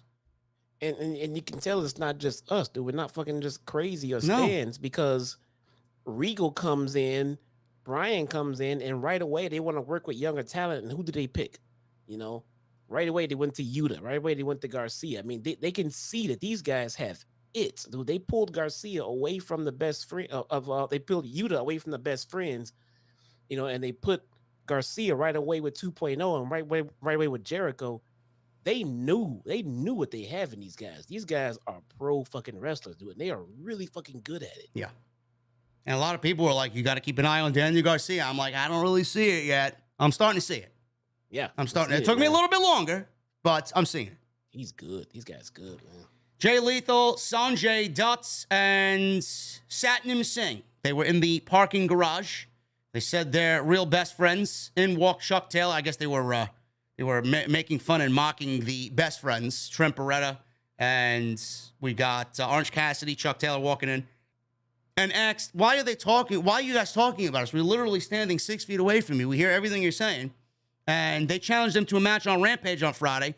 Trent said Sanjay doesn't have what it takes anymore, so Sanjay ranted and said he's still prepared to wrestle and agreed to wrestle. So the best friends got what they wanted. It's going to be Jay Lethal, Sanjay Dutt, and Satnam Singh versus the best friends on Rampage Friday. Lethal asked Sanjay what he just did. Sanjay agreed he got carried away and is screwed and blamed Lethal for not stopping him. I mean, Jay Lethal coming out of a tremendous match with Samoa Joe on Saturday, and we're moving on to the best friends. Not really all that exciting to me. I don't know. Yeah, I don't know. What is going on with Joe? I don't know. He hasn't been on TV in weeks, and he showed up at the pay-per-view, won, and we don't see him. I mean, I don't know. It's just, I don't know. Well, I mean, the way Tony Khan was talking today on Busted Open, I mean, he's legitimately looking for a TV rights deal for Ring of Honor through Warner Media. So, I mean, maybe they're just biding their time, and he doesn't want to pollute AEW television with so many championships. They do have to be separate brands. You know, right. Joe is great. I could see Joe on Dynamite. I want Joe on Dynamite no matter what the fucking, you know, the reason is. But they got to keep the brand separate. They do. And also, if he's trying to get a TV deal with Warner Media, what is he doing with the Briscoes? He just signed the Briscoes. Yeah. I don't know. If they can't show up on TBS or TNT, how come they can show up on any other show that Warner Media has? I don't know. I don't know what's going on with the Briscoes, man. I know you want the Briscoes on fucking TBS, TNT. I don't know what's going on there. I don't know. Somebody at Warner Media's got a fucking stick up their ass. They need to get it out, dude. They're seriously fucking over the fans with this one. But I appreciate, going back to the Samoa Joe, I appreciate that they're trying to keep the shows and the brands different. You don't want Ring of Honor guys showing up on AEW, and you don't want AEW guys showing up on Ring of Honor. And that's seemingly, we might as well talk about it now, being that we're talking about the two differences between the shows. Pretty much what Jonathan Gresham was probably alluding to, right? How many AEW guys are champions in Ring of Honor, bro? He didn't understand that Claudio was the right guy to win that championship. Whatever the discussion was or whatever the communication issue was there, I think he may have jumped the gun a little bit, and he did come off to me like a sore loser. I don't know about you. Well, so we're talking about the Gresham thing now. Okay, so I heard about his beef, and everything else. Does he have a point and everything else? Look, I don't know, man, because obviously Ring of Honor is very near and dear to him. I mean, clearly it is. But I will say this much for Jonathan Gresham. Although he had a pouty face, the guy went out there and did business. Yes, I do agree with you 100%. I mean, and that's the thing. Knowing how angry he was, now knowing how angry he was, the guy went out there and fucking did business and then took his beef to Tony Khan. Yeah. So that being said, much respect for Gresham. I mean, if the guy is upset about this, I mean, I've never heard of Gresham, bucking management on a system like this before. So maybe this is very, near and dear to him. And I can see that. But nonetheless, the guy went out there and did fucking business the right way. So shout out to him, man. Talk to the man, give him what he wants, man. Make him happy, man. The guy's a great fucking wrestler. I give him shit for his height. But, no one's ever disputed his ability to work in the ring. Nobody. No one. So give that man what he wants. You need to keep him, man. What I don't want it to turn into, and I've seen some bad eggs on social media, it's racial discrimination. It's not racial discrimination. It's not. I mean, your tag team champions in AEW are Swerve and Keith Lee. They're two black men. Jade Cargill's the TBS champion. Powerful black woman, TBS champion. We got Cesaro, or Claudio. He's Swiss. I mean, what racial discrimination? I mean, what the fuck are you talking about? No. Thunder Rosa is your women's champion. Yeah, it just seems like Tony Khan is trying to put the ROH titles around notable names as he tries to sell a TV show. That's about it. And I think Jonathan Gresham jumped the gun on that. Is there a problem with communication in AEW? I don't know. I don't work there. No matter how many times people say I'm paid and I work there. No, I don't work there. I'm not paid by TK. But if there's a communication issue, there needs to be people. Christopher Daniels is head of talent relations there. There needs to be a medium between talent relations and who leads talent relations and the fucking talent. And that needs to get across to Tony Khan. We can't have, this amateur fucking style backstage, this fucking wild, wild west free-for-all. It's not going to be a good look for AEW and whoever may want to join the company in the future. So if there's a communication issue there, I don't know. But as far as everything else, Jesse, what you said is correct. And I've said this for a couple weeks now. I think he jumped the gun because TK was looking for a TV rights deal and is currently looking for a TV rights deal. And Claudio is the man that you want at the top for that, not Gresham. I don't think Gresham was going to be an attractive champion for Tony Khan to lead Ring of Honor into a TV rights discussion with Warner Media. And secondly, yes, he did do business, but, I think he really has this superiority complex. I mean, that's the way I seen it and how I interpret it, because let's be real. He inherited the championship and the brand closed down. That's not his fault. That's not anybody else's fault but Sinclair and whoever was Joe Koff or whatever the fuck his name is running Ring of Honor at the time before TK bought it. But he had a dead championship and it was a dead brand before Tony Khan announced that he purchased Ring of Honor. Could there have been better creative plans? Yes. Yeah. We went from Tully to Prince Nana to turning heel, and he came out with, he wasn't a heel. He didn't really react as a heel on Saturday night. I mean, he didn't do nothing heelish to me. He didn't come out in his gear. He was pissed. So, there's just a lot of miscommunication there. And then the fact that he was holding a championship that had no fucking value before the sale anyway, I mean, it's not really something that he's got to make into a big deal. Like, well, okay, so if I'm gonna get into it and break it down, Gresham did just turn heel, so I don't think he should have been losing the title right away.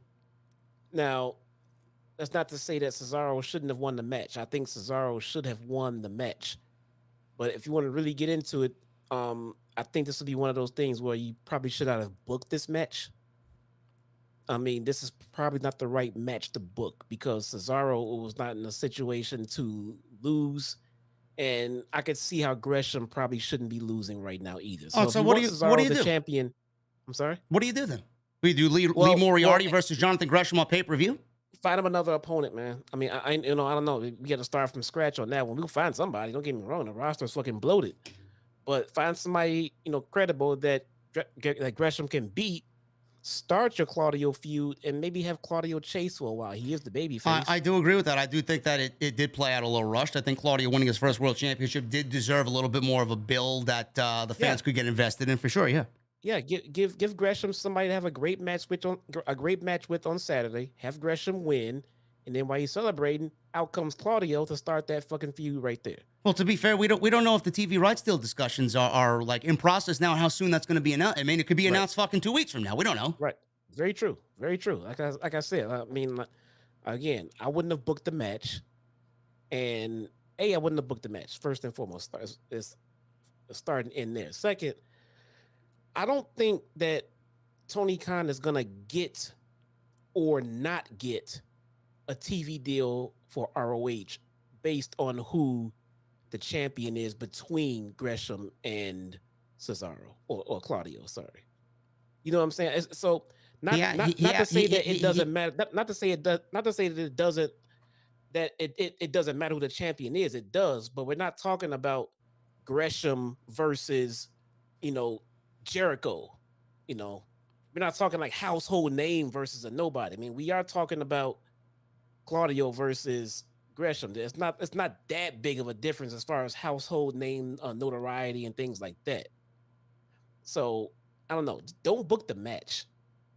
Don't book the match. I mean, if you seriously think that, well, we'll give you a deal because Claudio is a champion. So let me get this straight. You're asking Tony Khan to not book the best Ring of Honor show possible when right now all we're getting is 4 or 5 shows, if that, a year? You could book a better match, dude. They didn't put any build to that match with Cesaro and Gresham. They could have gotten a better build and gotten a better match out of that. Cesaro's not the best and only pick for that match for Gresham, though. They didn't even put any build into it. Well, who's to say Cesaro wasn't or Claudio wasn't in this role from the get-go? I mean, he came in to fill in for Bryan against Zack Sabre Jr. and got put into blood and guts. Who says that was even the role for him then? Maybe this was the original role that Tony Khan was going to give him against Jonathan Gresham, and it just played out backwards. Maybe if there was the plan for him to go up against Gresham and beat him, I would still say it was a little bit too rushed. I mean, again, the guy just got here. And I'm not even talking about that. What about the plan to originally make him the Ring of Honor champion? Maybe that was the plan from the get-go. But he's got to come in and beat Gresham, right? Yeah. And again, the guy just got here, and you want to beat him right away? I don't know. I mean, I have no problem with Claudio being champion. I think it should be, but maybe, and I didn't get into what Gresham's beef was, but maybe the guy had a point of like, this guy just got here. I'm losing my first big title defense. Can I get a defense? I mean, all of the champions are all AEW guys. Can I do? I get his point. I mean, I think it's right that Claudio is champion. And now if Gresham is saying, hey, can I get some work out of this? Can I get, a longer feud out of this? Can I get a defense out of this? If that was his gripe, then I can understand that, man. Like, let him chase for a little bit. I don't know, man. For some reason, and I have nothing against Gresham. I mean, everybody can, pinpoint his heights, and he'd never make it in WWE, which I'm firmly behind. I don't think he'd be anything in WWE. He's got a very limited ceiling. I think he jumped the gun here and said bon voyage to fucking Tony Khan a little too quickly. I'm in the boat of, and this is typically, I'm usually on Jesse's side. Usually what Jesse says is what I'm saying. But Tony Khan just purchased Ring of Honor. You want to produce and give out the best product possible. I don't see how Jonathan Gresham being your world champion is putting the best product out there. Claudio is going to have your best. You got Claudio, you got FTR, you got Wheeler Yuta, and you got Mercedes Martinez. And Samoa Joe. I mean, that's a great nucleus of fucking champions right there. You got Claudio as an ex-WWE guy, Samoa Joe, ex-WWE guy, FTR, ex-WWE tag team. I mean, they're all known names inside the wrestling community. You want to sell this fucking promotion as deserving of a TV deal.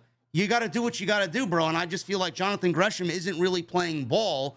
Thought he was bigger than he was. Thought he should have been treated a little bit better. But realistically, he's world champion of a brand that doesn't have a TV show and barely has 4 shows a year. What the fuck did he want? Did he want to go on AEW Dynamite and take up TV time from AEW rosters? You're a Ring of Honor employee, not an AEW employee. Yeah, I could see it. I mean, I can see a little bit of both sides. If you watch my streams at all, then, I mean, you know that I'm really not the biggest Gresham fan solely because of his height.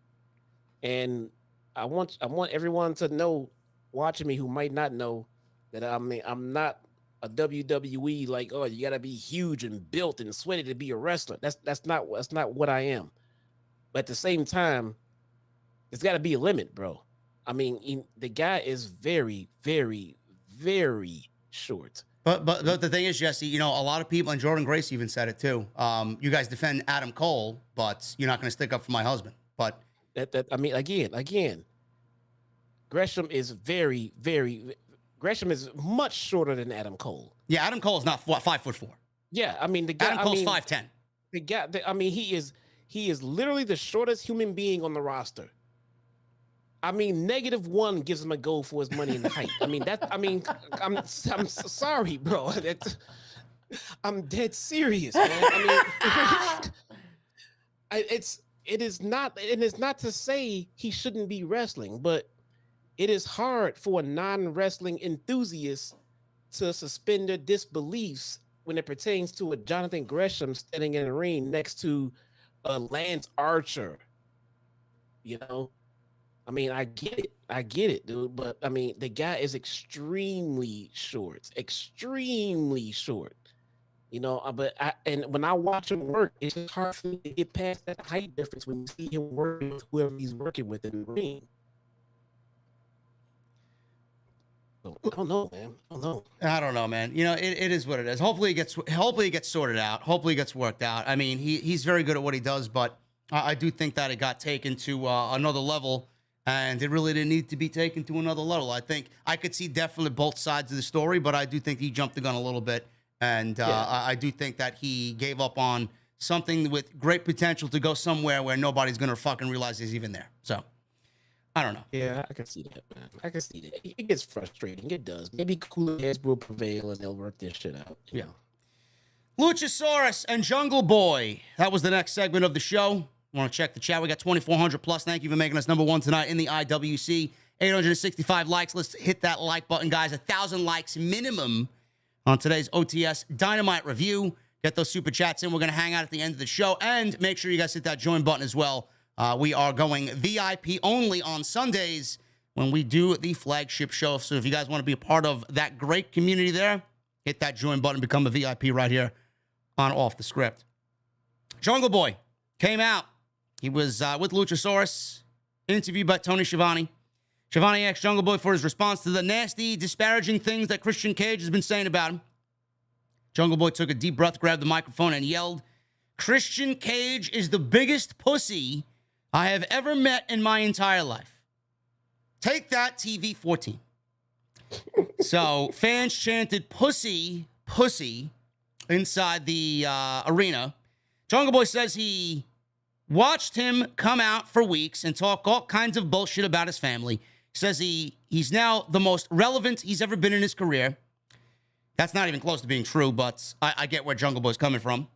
He said he took his tail and ran as soon as he came out. He says he doesn't get why he's so angry. He said Christian is still upset that he threw him out of a battle royal a year ago. So for someone who's been wrestling as long as he has, that shouldn't have been a big deal. He said he lost out on a bonus payday, but now understands why he's so upset about losing out on this bonus payday. He says because his wife divorced his bitch ass. Taz says, oh, that was rough. Shivani asks what happened with Luchasaurus. This is what we all came here for. You know, just like all the bad guys in the movies with the turtlenecks and the small pricks, he says. I mean, what do you think happened to the wife? So Jungle Boy's going for the fucking fatality here with this fucking promo. Christian needed someone to protect him. He said he thought Luchasaurus would protect him, but all Luchasaurus was doing was making sure no one got to Christian before I did. Jungle Boy says he can swing a chair at his head and he can take it. He said 3 years ago, he was standing in a dirt hole with his Uncle Dave and a shovel as he watched the tears fall into the dirt and turn to mud as he was burying his father with his own 2 hands. Jungle Boy kept talking and talking and talking because this was a very sentimental moment for him. And on the big screen is Christian Cage, and Christian is interrupting him as he's talking about his father. Christian cut off Jungle Boy and said he threw away his momentum to remain Jungle Boy's lapdog, talking about Luchasaurus. So the next thing he's going to do is drape a body bag over Jungle Boy.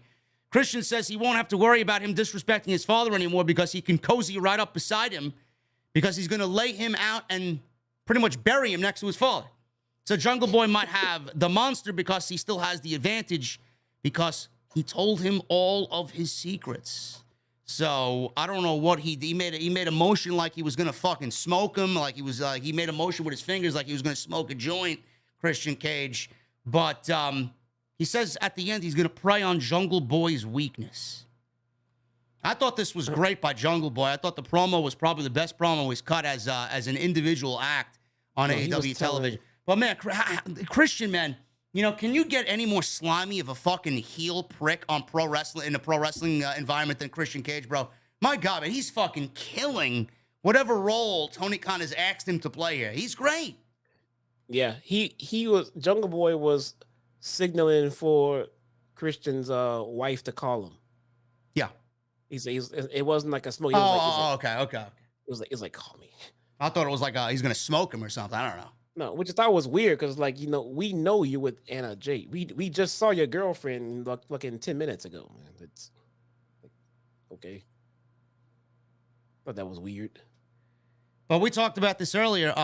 Again, we like Jesse said, it's probably going to be more of a wait and see type of approach with this. Luchasaurus could still turn on Jungle Boy, which I kind of am leaning towards as far as where this is going. Jungle Boy and Luchasaurus, to me, there really isn't much that they can do, or there's not much left for them to do as far as tag team division. They've reached the pinnacle. They were tag team champions. They didn't really ascend to that next level that I thought everybody kind of was in the same boat as we that they were going to get. But you know, I feel like Jungle Boy and Luchasaurus maybe going their individual ways is better. And we got this great Luchasaurus heel package, this great heel presentation. All of a sudden, it got taken away from us. I just have a feeling something's going to happen between now and when Christian and Jungle Boy get in the ring, Jesse. I do think that he's going to end up turning to the dark side. And I do think the secret that Christian's talking about is something to do with Luchasaurus. Because like you said, he's been very quiet. He hasn't said anything. He didn't say anything tonight. And he came out wearing black. Yep. Still wearing black. Said nothing. He hasn't said anything at all, has he? No. Period. Like from the original term, from nothing. So, yeah, I think this is still an ongoing thing. How long they take this? How long they carry this out? I don't know. To All Out. I don't know. I kind of want to see Luchasaurus go ahead and complete his turn and see what they do with him, though. Maybe we get Christian versus Jungle Boy at Quake by the Lake, and then we get Luchasaurus turning on Jungle Boy, and we got Jungle Boy versus Luchasaurus at All Out. Could be. As long as we'll see. If Jungle Boy is going to come back and face Christian, then he's going to need to go ahead and win. Yeah. Face Luchasaurus, need to go ahead and lose. Perfect. Yes. Okay. Yes. Perfect. That was my mentality, yes. Yep. That's perfect. Yep. So we'll see what happens with that. Like I said, more of a wait and see approach. The Secret, Alex Russell, one of my mods. The Secret is through Anna J. Christian is motioning a J in his mouth. I could see that. That's why I said it looked like he was smoking a blunt. I don't know. Maybe. I don't know. No, he was telling me I don't know, man. And listen, he he was just redoing what Christian did when he was telling like his mom to call him. He did the same thing to his wife to call me. And listen, the little things that we pick up on when it comes to AEW, Jesse and I are really good on that most of the time. But it was brought to our attention via the segment tonight that Jungle Boy was actually wearing the jacket that Christian draped over his lifeless body after the one-man concerto. So I thought that was a nice touch too. Same one. So it's all in the storytelling, man. And I do think Luchasaurus could. I think the vibe of Luchasaurus being heel was a good feeling, and I think they're going to continue with that one. So I think Tony Khan is pretty in on that too. So we'll see what happens. We got Brandon Cutler holding the camera for the Young Bucks backstage, and apparently they were talking about the Trios Championships. Got a Trios title tournament coming soon, and they're looking for a partner, or they're wondering who their partner could be. It could be Omega. We don't know. But they walked by Adam Page. Matt Jackson was kind of timid to talk to Adam Page here, said for the longest time, man, we've been looking for you. We want to talk to you. And all of a sudden, the Dark Order showed up and wished him a happy birthday. Today was Adam Page's birthday, so happy birthday to Adam Page. It's also Triple H's birthday, so happy birthday to the new boss man, Triple H. Look at that. Share the same birthday. Yeah. So Adam Page is there with the Dark Order. Dark Order shows up, wishes him a happy birthday. John Silver had a plate with broccoli on it instead of cake. The Bucks began to walk away because obviously the Dark Order were there surrounding Adam Page, and they walked away kind of awkwardly. So what do you think they're teasing here, Jess? You think Adam Page ends up joining the Bucks for a trio, or do we maybe get Omega coming on in because Adam Page is going to team with the Dark Order? I don't know, but here's a part where BTE might play a little Easter egg for us. Yep. A couple of weeks ago, at the very end of BTE, which is normally where they do their Easter eggs or things like that, they had Matt write a long apologetic text message to Hangman about how they need to fix things and get back together and everything else, and then he deleted the whole text and didn't send it. They showed it to us, him writing the whole text and everything else and what it said, and basically, them getting back together. But then he deleted it, and that was a couple of weeks ago.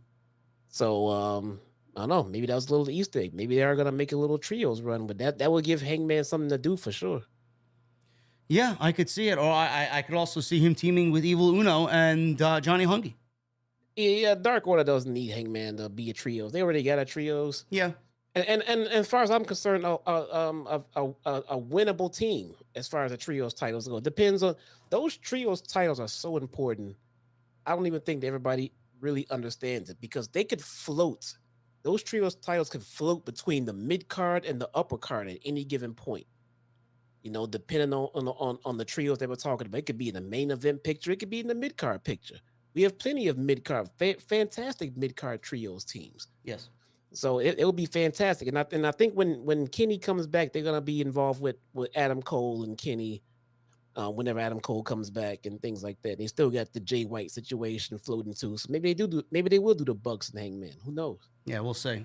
Very intrigued by what is going on here, especially with Adam Cole and the Undisputed Elite coming back next week as well. And I don't know if Adam Cole is going to be cleared to go. I don't think he is, but Kyle O'Reilly is going to be cleared to go, and Bobby Fish I know is cleared to go. So they will be back on TV next week. So it's definitely going to develop into something interesting, and this could lead to something with Omega coming back as well, and that major storyline that Dave Meltzer had thrown out there that was in the dirt sheet. So we'll see what happens. Yeah. Tony Nese and Smart Mark Sterling against Swerve Strickland. This was a handicap match, and we have Swerve going over here. This was basically an NXT Black and Gold match on AEW Dynamite, which is always a great thing to see. Swerve came out. They showed the angle where Swerve smashed the cake in Sterling's face last week. They showed Lee watching backstage. And Swerve distracted, or Sterling rather, distracted Swerve at ringside, giving Nese a chance to come at him. Swerve saw him coming. Sterling grabbed Swerve on the ring apron. Nese yanked him onto the apron. Swerve eventually finished Sterling off with a leaping side kick to the head. That was pretty much it. Tony Nese was only in this thing to kind of go at it with Swerve for a little bit, and then Sterling was in there to obviously eat the pin. So Swerve wins in 7 minutes. Swerve was celebrating, and then they showed Josh Woods standing over Lee, who was knocked out backstage. Nese hit Swerve from behind with the tag team title. Nese held up the tag team belt and then threw it onto Swerve in disgust. So it looks like Josh Woods, not really familiar with Josh Woods. I do think he was a part of the Ring of Honor brand, if I'm not mistaken. Somebody correct me on that. But No. I got you. Josh Woods is a AEW Dark original, sir. Is he? Okay, there you go. I don't know. He's not a Dark original. Is he not? I don't know who he is. No, he's not. But he was on Dark, and he got very high taco ratings. Very high on Josh Woods on our stream. Yes. Really? Yes. Oh God. Yes. Look, this guy looks like a fucking killer, dude. So apparently, I mean, he may be teaming with Tony Nese, or he may be signed to Sterling Enterprises here. Yeah, Josh Woods has something, man. He has something special, dude, for sure. Well, if Jesse says he's got something special, then you got to believe Jesse when he says he's got something special. I don't know. He knocked out Keith Lee, took Keith Lee out, so it looks like we may be getting a Nese Woods collaboration here against Swerve and Keith Lee for the time being, before they probably move on to FTR, because they're ranked number 1 in the tag team division. So Josh Woods brings a sense of legitimacy to his matches, dude. You got to watch this guy work. He's really good. He lost the pure. Yes, I knew he was familiar. He did lose the pure championship to Wheeler Yuta at Supercard. Yes. Yeah. I wasn't really high on him there. Oh God, just he'll grow on you. All right. Take my word for it. Take Chat's word for it. He'll grow on you, dude. He's fucking good, man. All right, we'll see what happens there. Also, shout out to Swerve. Swerve unblocked me, bro. Look at that. Must be nice. Maybe somebody went to bet for you. Who knows? I don't know. Maybe. We appreciate that, probably. though. Yeah. We appreciate that. Kevin Owens still has me blocked, by the way. Well, maybe you deserve it. Maybe. Yeah. Maybe that's it. Well, listen, bro. You'll be watching the product now with Paul Levesque taking over, man. Maybe all this positivity that's emanating from you will get you unblocked. Yeah, maybe, man. Maybe. I don't know.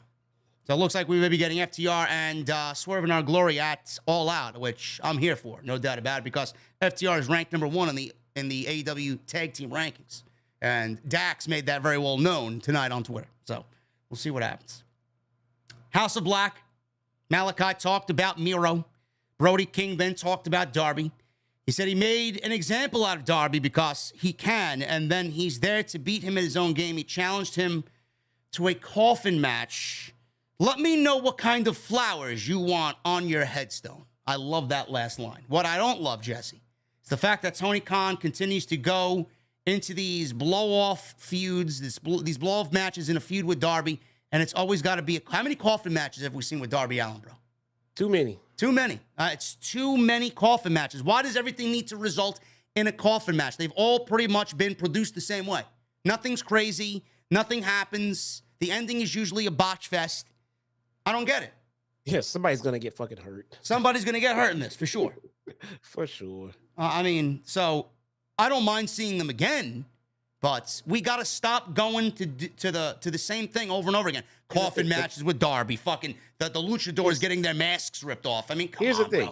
Bro. The more that we do things, the less important that they feel. Yes. If we had a coffin match once a year at All Out or whatever major pay-per-view, it would feel special. You know, we get them every other month. Not special anymore. Remember last year when WWE gave you 3 Hell in a Cell matches in the same fucking week? No. That's a no-no. I don't understand it. You wanted to save this match for All Out? Save it for All Out. Do a Buried Alive match. Remember the Buried Alive matches with Mankind and The Undertaker Classics? Go that route. Do something different. We're going to get the same black coffin coming out there that he's had against everybody else. Ethan Page had a coffin match. Andrade had a coffin match. Who else had a coffin match? Jimmy Havoc had a coffin match. Coffin match. How many has Darby lost? Has he lost any? I don't know. I'm not keeping tabs. Me, I don't remember either. I don't know. But I don't know. If he's already losing his own specialty matches, it's not quite his specialty anymore, then, are they? No. Well, The Undertaker lost casket matches. It's not really that big of a deal. Not me. I think he hasn't lost many. Who was it, one? Hey, he lost that one to Yokozuna in 1994. Oh, Yokozuna, dude. Get the fuck. He lost to Kane. That was an important one. Yes. He lost to Kane at the wait, no, that wasn't no, he lost no. He lost to Shawn Michaels because of Kane. Yes. At the Rumble. That's right. Okay. I don't know. Kind of just over the coffin matches. Maybe we can move on from that, but we're getting it anyway against Brody King. So that's that. Thunder Rosa. Okay. Thunder Rosa versus Miyu Yamashita for the AEW Women's Championship. Jesse, you watched Yamashita on Dark with Thunder Rosa. What was your first impression of Yamashita when you watched Thunder Rosa and Yamashita on Dark? My overall impression of her is that she's good. She's very good. Okay. Overall impression of the match, it was okay. Wasn't bad. No, it wasn't bad at all. I mean, it wasn't perfect. There was some issues. I mean, but at the same time, it was a lot of good spots. Man, I enjoyed it. It was nothing I'm gonna go back and watch again, maybe because of the ambiance and everything else. Wasn't a fan of the outcome, but all in all, the match was fine. A lot like it was tonight for me. I take that back. Tonight was a little bit smoother than the last one. They didn't get as much time, but tonight was a little bit smoother. Like they got a few of the kinks worked out, if that makes any sense. Yeah, and I could see that being the case. I mean, they were given about 10 minutes or so. We all love Thunder Rosa, but I don't think I was as blown away as people said I was by Yamashita here. It's not like a Takeshita thing. I think Takeshita kind of blew a lot of people away with just his in-ring work. I wasn't blown away by Yamashita here against Thunder Rosa. She did look decent in front of a new audience. I will give her that. And Kenny Omega defended her on social media because, I mean, just the filth that resides on Twitter is disgusting. He praised her and the work that she's done so far and the fact that she's made it to the United States and is getting put in this position against Thunder Rosa. He gave her some advice on social media and said this about the negative fans on Twitter, and I quote, "Even with a few visits she's had overseas, she's already been introduced to how ignorant and pathetic the know-it-all fans on social media could be. Ignore them and show everyone just how obvious the difference in skill is. The true supporters are also watching and supporting you." End quote. I agree. So Omega's been very critical of the American fans for their reactions towards pretty much everybody, especially someone like Yamashita. He's defended Emi Sakura, Yuka Sakazaki, and Shida, and Riho. Fans are toxic. It is what it is on social media. But never to the point where it's got to be taken to those levels. I don't think I really was blown away by what you brought to the table, Jesse. I don't know. Nothing really stood out to me as like, oh, my God, I got to go watch her wrestle again. Yeah, I know. Keep going. I'm kind of freezing. Keep going. Yeah, I don't know what you guys. I mean, I got hit up in my inbox on Instagram and on Twitter. You got to go watch her. You got to go watch her. I don't know what you guys in the chat think about Yamashita. It didn't do anything for me at all. So we got Thunder Rosa and Yamashita here. A little technical wrestling to start. Rosa eventually dragged Yamashita to the apron. Yamashita was able to sweep Rosa's leg out from underneath her. Rosa avoided a big running knee, landed a shotgun dropkick. Some chops on the floor. Yamashita came back. Kicks through commercial break. We come back from commercial, and Rosa hit her corner clothesline, slingshot, knee drop. Followed her up with a running drop kick and a Northern Light suplex. Yamashita returned with some high kicks, and then they traded forearms in the center of the ring. She hit another high kick and hung on to a Cazadora for a German bridge for a 2. Yamashita fought out of a Fire Thunder driver attempt, hit a big step-up kick, followed by another kick. Rosa grabbed the ropes for a near fall. They traded roll-ups. Yamashita hit a big kick combination before Rosa avoided a move and a rising knee. And Rosa then hit a roundhouse kick, went for the Fire Thunder driver, and that was it to retain the championship. 1, 2, 3. It was just there. It was fine. It was fine. It is what it is. I mean, it wasn't bad. It's just I'm not invested in Yamashita, and you can't really blame me or fault me for that because nothing was said about her coming into this show. No video packages, no hype packages, nothing but highlights from Dark about what Thunder Rosa and Yamashita did overseas. I'm sorry. I want better for the Women's Championship. I do. No, I agree. The reason it sounds like you're speaking of it is like it was fine, but here's the but. The but is we don't want to see Thunder Rosa doing this. No. all we want to see is Thunder Rosa in something with some meaningful story behind it. Give her a good opponent, and they'll put on a great match. Not worried about that at all. But can we get something for her to sink her teeth into? Something interesting, something that can involve some promos, something that can involve just something we can sink our teeth, something different, something edgy, something. I mean, let's do something. Dude. That's why I'm every week, and I hope the right people are listening. I would turn her heel.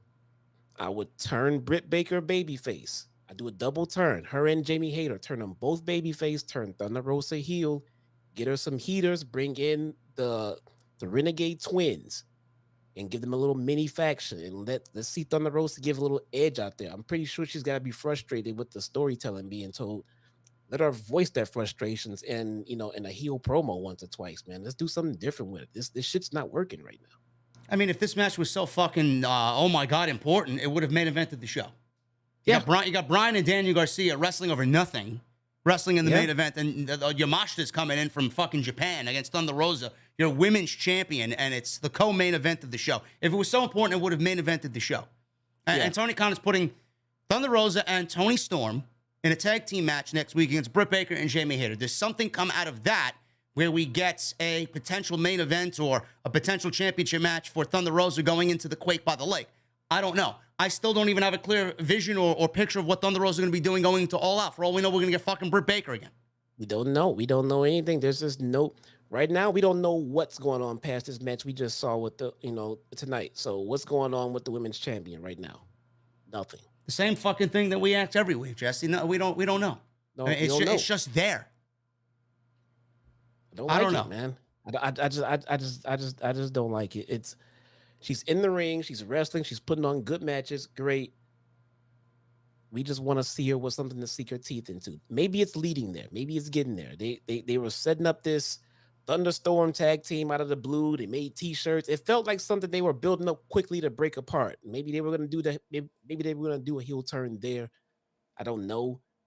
Let's see where it goes. Maybe they're working on them now. Maybe it's not an overnight thing. We've been saying this for a while. Maybe it takes time to put some effort into it. So let's see. It was just there, folks. It was nothing. If you missed it, you didn't really miss much of anything with Thunder Rosa and Yamashita.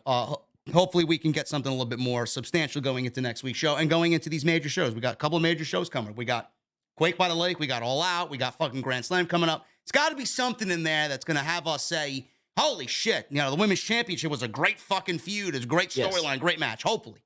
Yes, something, man. Something, please. Rampage on Friday. Matt Sydal versus Lee Moriarty. Ethan Page versus Leon Ruffin. Anna Jay versus Ruby Soho. And Jay Lethal, Satnam Singh, and Sanjay Dutt versus Orange Cassidy and the Best Friends. Sounds like a missable Rampage episode. Dynamite next week. Undisputed Elite return. Thunderstorm versus Britt Baker and Jamie Hayter. And Christian Cage versus Matt Hardy. More matches to be announced on Rampage Friday. And then Quake by the Lake. We already got Jon Moxley versus Chris Jericho announced for the AEW World Championship. Daniel Garcia. I'm sorry. 1 second. I see people trying to fantasy book Jamie Hayter into BBC. BBC. It says BBC. Into BCC. I'm telling you right now, I wouldn't do that one. If I'm putting a female in the Blackpool Combat Club, I'm putting Serena Deeb in there. Yeah. Serena Deeb is a brawler. See, she's a fighter. I will put Serena Deeb. She's a wrestler. Yes. Blackpool Combat Club is all wrestlers. Yes. I like that. Who's putting Jamie Hayter in the BBC? Is that a new group? I think so. No, it's not a group. A new stable coming to AEW? It's not a group. Well, I guess it's a group. It's I guess. A couple of. Yeah. Get your mind out of the gutter, geeks. Okay, come on. I know it's an easy one to fucking fuck up here, but I even did it on there. But I mean, come on. Daniel Garcia versus Bryan Danielson. This match was fucking great with a huge upset. Danielson, so great to see Danielson back. He just brings a level of importance to AEW, brings a level of importance to Dynamite. Everything is just amped up when he's there. He's one of those guys that the crowd instantly reacts to, and it's just a great environment to watch. So him being back is tremendous for Tony Khan. And Tony Khan is already alluding to that AEW is going to be at full strength very, very, very soon. So whatever that means, we got Bryan back. That may lead to Punk coming back. That may lead to Punk and Omega coming back. It's going to be a great deal. And with all those guys, maybe MJF is back. We don't know. So hopefully so. So Danielson took it to Garcia, attacking him right at the start of this match, laying in some ground and pound. Garcia gained an advantage, sent Danielson hard into the barricade on the outside. He then exposed the concrete by pulling up the pads next to the ring. He took too long to pull up the pads, and Danielson laid in some yes kicks, a big running knee on the outside. Danielson landed a missile drop kick, landed hard on his back, and they sold the head and the concussion injuries, Jesse, and they focused on one geek in the crowd. He had this, oh my God, shock face. Is Bryan hurt again? And then Jericho is claiming that he came back too soon on commentary. Look, I was right all along. Look at the face on that mark in the crowd, he's saying on commentary. I think they did this so well. Yes, it was beautiful. I think a fan would have saw these reactions and got worried. But Yes. I think any insider would say, oh, okay, he's fine. They're working it. He's fine. He's good. Yes. Perfect. And you know whose idea this probably was? Bryan. This was all Bryan. No doubt about it. Yep. So after the missile dropkick, they played into the head injuries, which is the reason why he was out for the extended time he was. Garcia capitalized on this, laid in some strikes, and Danielson was able to hit a step-up corner, his step-up flip over the top and then run the ropes and then go for the big clothesline. But Garcia took control by sending Danielson into the steel steps on the outside, threw him to the outside. DDT on the concrete. He's in control. So Danielson was busted open at this point. That's two Blackpool Combat Club members that were busted open tonight. It's their thing. So he was busted open. He tried to make a comeback, but Garcia was just all over this. Fought on the top rope where Danielson gained the upper hand. Big avalanche back suplex. Danielson laid in some kick combinations before hitting the yes kicks. Danielson was about to kick Garcia's head, and then Garcia countered into a rear naked choke. Danielson escaped, and he applied the cattle mutilation, which looks fucking ridiculous, before transitioning into a tiger suplex for a near fall. Love Taz, the human suplex machine, on commentary saying the tiger suplex is one of the most difficult suplexes to attempt, especially at this late stage of the game in this match. That's why I love Taz on commentary. No, my favorite thing about Taz is when he's calling matches, dude, is that he will call out the exact fucking move that's being done. He will call out the technical fucking move, the origin of the move and where it hurts and everything. He's so fucking great at what he does, Taz. Love him. Garcia caught an elbow and laid in the hammer and anvil elbows of his own. No effect on Bryan. Bryan returned the favor. He hit his own, and then he hit a regal plex with a bridge for a near fall. Garcia countered the Busaiku knee into a cradle, hit a fisherman suplex for a 2 count. Danielson cradled Garcia. Garcia slapped him. Danielson returned the favor. Another big strike exchange between the two. Danielson then hit the Busaiku knee, went for the label lock, but Garcia made it to the ropes, forcing Danielson to recover and get back on the offense. He did a running knee. They went back into the ring. Danielson's foot was grabbed by somebody hiding under the ring, and he came through the ring skirt. We didn't see who it was. So all we know was that they were wearing black. Garcia caught Bryan because he was distracted by this individual who we don't know at this point. Hit a pile driver. I think of all the moves that you're going to do to Bryan Danielson, I don't think a pile driver is one of them. Please. Garcia hit a pile driver, locked on a sharpshooter in the center of the ring. Danielson passed out for the biggest win of Garcia's career. He beat Bryan Danielson in the main event of Dynamite, and he looked fucking fantastic doing it, and Bryan put him over big time in this match. After the match, it was revealed that Jake Hager grabbed Garcia's foot, Bryan's foot rather, getting back into the ring, and the Jericho Appreciation Society celebrated to close the show. Awesome, Jesse. Looks like we're getting Bryan and some form of the Jericho Appreciation Society continuing their build into All Out, which I think is going to result in Bryan versus Jericho at the pay-per-view. Bro, Bryan is fucking buried now. He's worth nothing. Oh, my God, man. He's worth nothing to the company, bro. Jesus fucking Christ, bro. You might as well just banish him to dark, bro. He's going to be in catering for the rest of his time. He's done. He's done. They got to book Bryan to win every match at all times, bro. Yeah. This was great, man. Bryan's first match back in what, 2 months, 2.5 months, and he loses? He opted to lose and put over Daniel Garcia. This is great. This is This is what I like to see, dude. I like to see really good fucking wrestlers go out there and have really good matches with even better wrestlers, but win. Yes. It's amazing. They both look good. They both look great. And what are you going to remember more? Bryan just beat another guy, or the night that Daniel Garcia beat Bryan fucking Danielson in the main event, dude? Shout out to fucking Garcia, man. He's on the come up, man. He's looking great. He's looking really, really good. Yes. Guys, that is all we got for you as far as the actual post-show review. And like we usually do, we're going to go over the super chats in just a little bit. I want to thank you guys for making us number one in the IWC tonight. Whomever was live, you chose us ahead of everybody else, man. We need 20 likes for 1,000 minimum on OTS tonight. Super chats are open, and if you guys want to join the channel memberships, become a VIP. We do VIP-only chats on Sunday night during the flagship show. So if you guys want to be a part of that great community, you need to join the channel and become a channel member right here on OTS. And also hit that subscribe button down below and turn on that bell for all notifications. Let's start at the top. Enjoy my channel. Yeah, go ahead. Shill yourself. Go ahead. Here you go. I'm going to put a message in the link. Just click on my name right here. There you go. Join me for Mondays and Tuesdays. Dark watch-alongs. Fun times. We hang out. Fridays are starting to grow. We do Rampage watch-alongs. Join me live 3 times a week. I guess 4 times. I kind of come here sometimes, too. Yeah, sometimes. Sometimes. All right, guys, let's start at the top with our super chats here. We got Sinister Classic with a $5 super chat. Ricky Starks. Ricky Starks is the Rock of AEW. Bro, come on. Come on, man. Unblock me. Todd, I'm sorry, finish that super chat.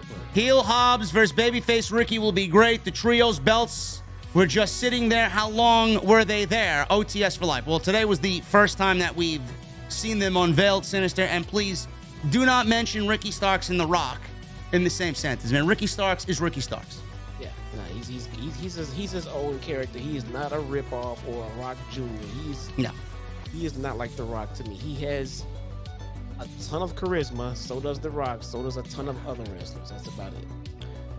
Sinister Classic with a $5 super chat. What do you and Jesse think of Jeff Hardy coming back from rehab and turning on Darby and staying along with Matt and changing up his style? As long as he's clean. As long as he's clean. Tony Brown with a $4.99. I'm sorry. Somebody said I blocked them and to unblock them. I don't know who it was. I saw that earlier today, too. Is it Todd Twiley? Yeah. On Twitter? Maybe. I don't know. I don't know. I don't block people on Twitter for no reason. I really don't. And I think hard before I do it. So if I blocked you on Twitter, it's probably going to stay that way. Tony Brown with a $4.99 super chat. Always excellent wrestling and some meat. There was some booty meat tonight, Tony Brown. Thunder Rosa brought a little bit of meat with her tonight. Yeah, Sky Blue. Tay Conti. Sky Blue did not have her best booty impression shorts on. Oh, what a terrible look she had, huh? Yeah, it's terrible, man. That's god awful. Poor Dante Martin. Elite Soldier with a $5 super chat. Hey, JD, do you think the main event was a passing of the torch moment given Bryan Danielson's injury status? OTS for life. No, it was just somebody who really believes in the younger talent on AEW. It wasn't a passing of the torch in any way. Torch? He's not done. No, but you gotta make some of the other guys look good if you want to continue to look good yourself. Yeah. Harv with a 4-month membership. Yo, JD and Jesse, I'll watch this review later after I wake up. Today, I'm from the UK. I'm glad to say I was there before the start of the Starks era. There you go. As were we. Thank you. Thank you for 4 months, Harv. Jabril Mohammed with a $4.99 super chat. If Taz doesn't side with Hobbs, we need to pair Hobbs with Christian immediately. That's gold if you ask me. OTS for life and after. I can see Christian managing Hobbs. It can work too if he doesn't get Luchasaurus back. Yeah. PW Mania posted a story about the Team Taz night that they had tonight and basically said with all of the injuries and the things going on around AEW, Tony Khan just pretty much made 3 stars in one night. Yeah. To help fill the gaps in the void. I totally agree. I thought tonight was a very, very well-booked show. Yep. Hooligram with a 20 bomb. Thank you, Hooligram. I love hookers, not prostitutes, just saying.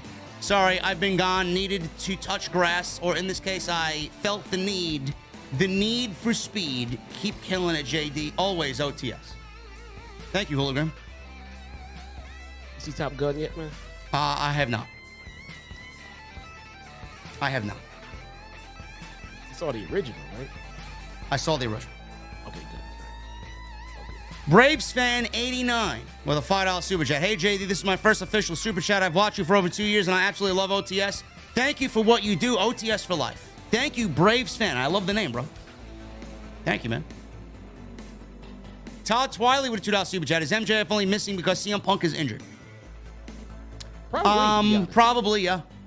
They probably would have closed this up a little bit sooner. Yeah. But yeah, they're probably just holding now and waiting for Punk to come back. Who's better than MJF right now? Yeah. He's at home with his cat, his girlfriend, watching Dynamite, getting paid.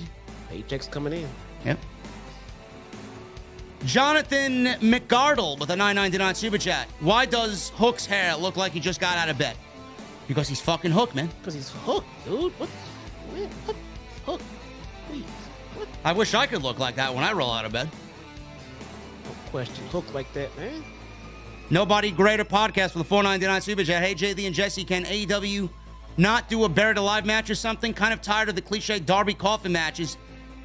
Should still be good, though. Yeah, I agree, bro. 100. Yeah. I agree very much. Robert Lamoa with a $5 super chat. Here's another detail. When Jungle Boy was talking on the mic, Luchasaurus was giving him that death stare and bulking up behind him. I did not see that. Oh, I saw it when he kind of positioned himself right behind him. I thought he was going to grab him. Really? At the end of it. Yeah, I saw that. Huh. Listen, man, I still think it's coming. Yeah. Johnny Slice with a 20 bomb. Thank you, Johnny Slice. Love tonight's show. Vince leaving will help not just the E, but also the Elite. Dynamite gave me that Monday Night War feel. TK stepping it up after last week's mess. Drinks on me to all my fellow hookers, he says. Thank you, Johnny Slice. Yeah, we could be looking at a revised version of the quote-unquote Monday Night Wars. Yes. Instead of the same night, we're just going to get it in the same week. Like, how was Raw this week? Oh, let's see if Dynamite can catch up to Raw. It's going to be so good, dude. It's going to be so good for the fans. DJ Foot Clan with a $5 super chat. Starks and Garcia should be pushed to the moon after tonight. They're on their way. Don't worry. I was going to say the same thing. They're on their way. They're in that rocket ship. Heading there. Don't worry. Sinister Classic with a $5 super chat. Didn't mean to compare Ricky to The Rock, just saying he's a spitting image and has the charisma. He's going to be a great world champion in AEW. I get what you're saying, man, but I'm going to refrain from calling him Rock Light or he takes influence from The Rock. Ricky Starks is Ricky Starks, man. He's great on his own, and he's his own man. And he doesn't really appreciate people comparing him to The Rock, even though it's probably an ultimate compliment. He wants to set himself apart and not really have that stigma about him, which I appreciate. See that? Deshaun Peace with the $4.99 super chat. Who faces Seth at SummerSlam?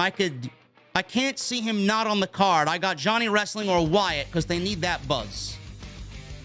Yes, the news today was Matt Riddle is taken out of SummerSlam against Seth Rollins, which was probably the only match I was looking forward to outside the Usos and the Street Profits on Saturday. But if I was in charge, Johnny Gargano would definitely be up there. Because you know Triple H is in charge now and probably called Johnny Gargano the fucking moment he got in there. Oh, God, yeah. And which he would be a fool not to. I actually put out there, Johnny's probably number one. I could see Solo Sikoa, being that we had that little crisscross between Roman and Seth. They're not done yet. Maybe it's a great way to introduce Solo Sikoa. I said just give Carmelo Hayes the call-up. There's no doubt in my mind that Triple H is about to call up Carmelo Hayes. I just know for a fact. That would be great. Call him up. Another open challenge. Carmelo Hayes has already claimed that he wants to wrestle Seth Rollins at WrestleMania, so why not do part one at SummerSlam And maybe at WrestleMania when it's a little bit more important, let's do an open challenge. Give them 20 minutes. Have it be the best match on the show. Introduce them to the main roster. Boom. Star made. Need to bring back Cross and Scarlet, too. That, too. I see that happening. And Parker Boudreaux. Yep. And fucking... the thick boy. The big boy. Thick boy. Oh, thick boy. Bronson Reed. Yeah. Get his ass back. I don't know why people are saying AJ Styles. How many times have you seen Styles versus AJ on Raw? Come on. I love AJ, but I don't need to see a match that I've seen 8 times before that one already. No, they got something special planned for Seth because they already took it to social media with Triple H replying to it. So they got something going on in their pocket for Seth. Yeah. They need a hook for the show because the show pretty much largely sucks. So yeah, me to say you might be right, bro. It is literally another WrestleMania show. Now we get Seth with a mystery opponent. Yeah. What the fuck? And I hate being right all the time, man. Really. Now we just need Nas for it to be Cody. I know. Cody's gonna come back early. Jesus, fuck! Imagine that.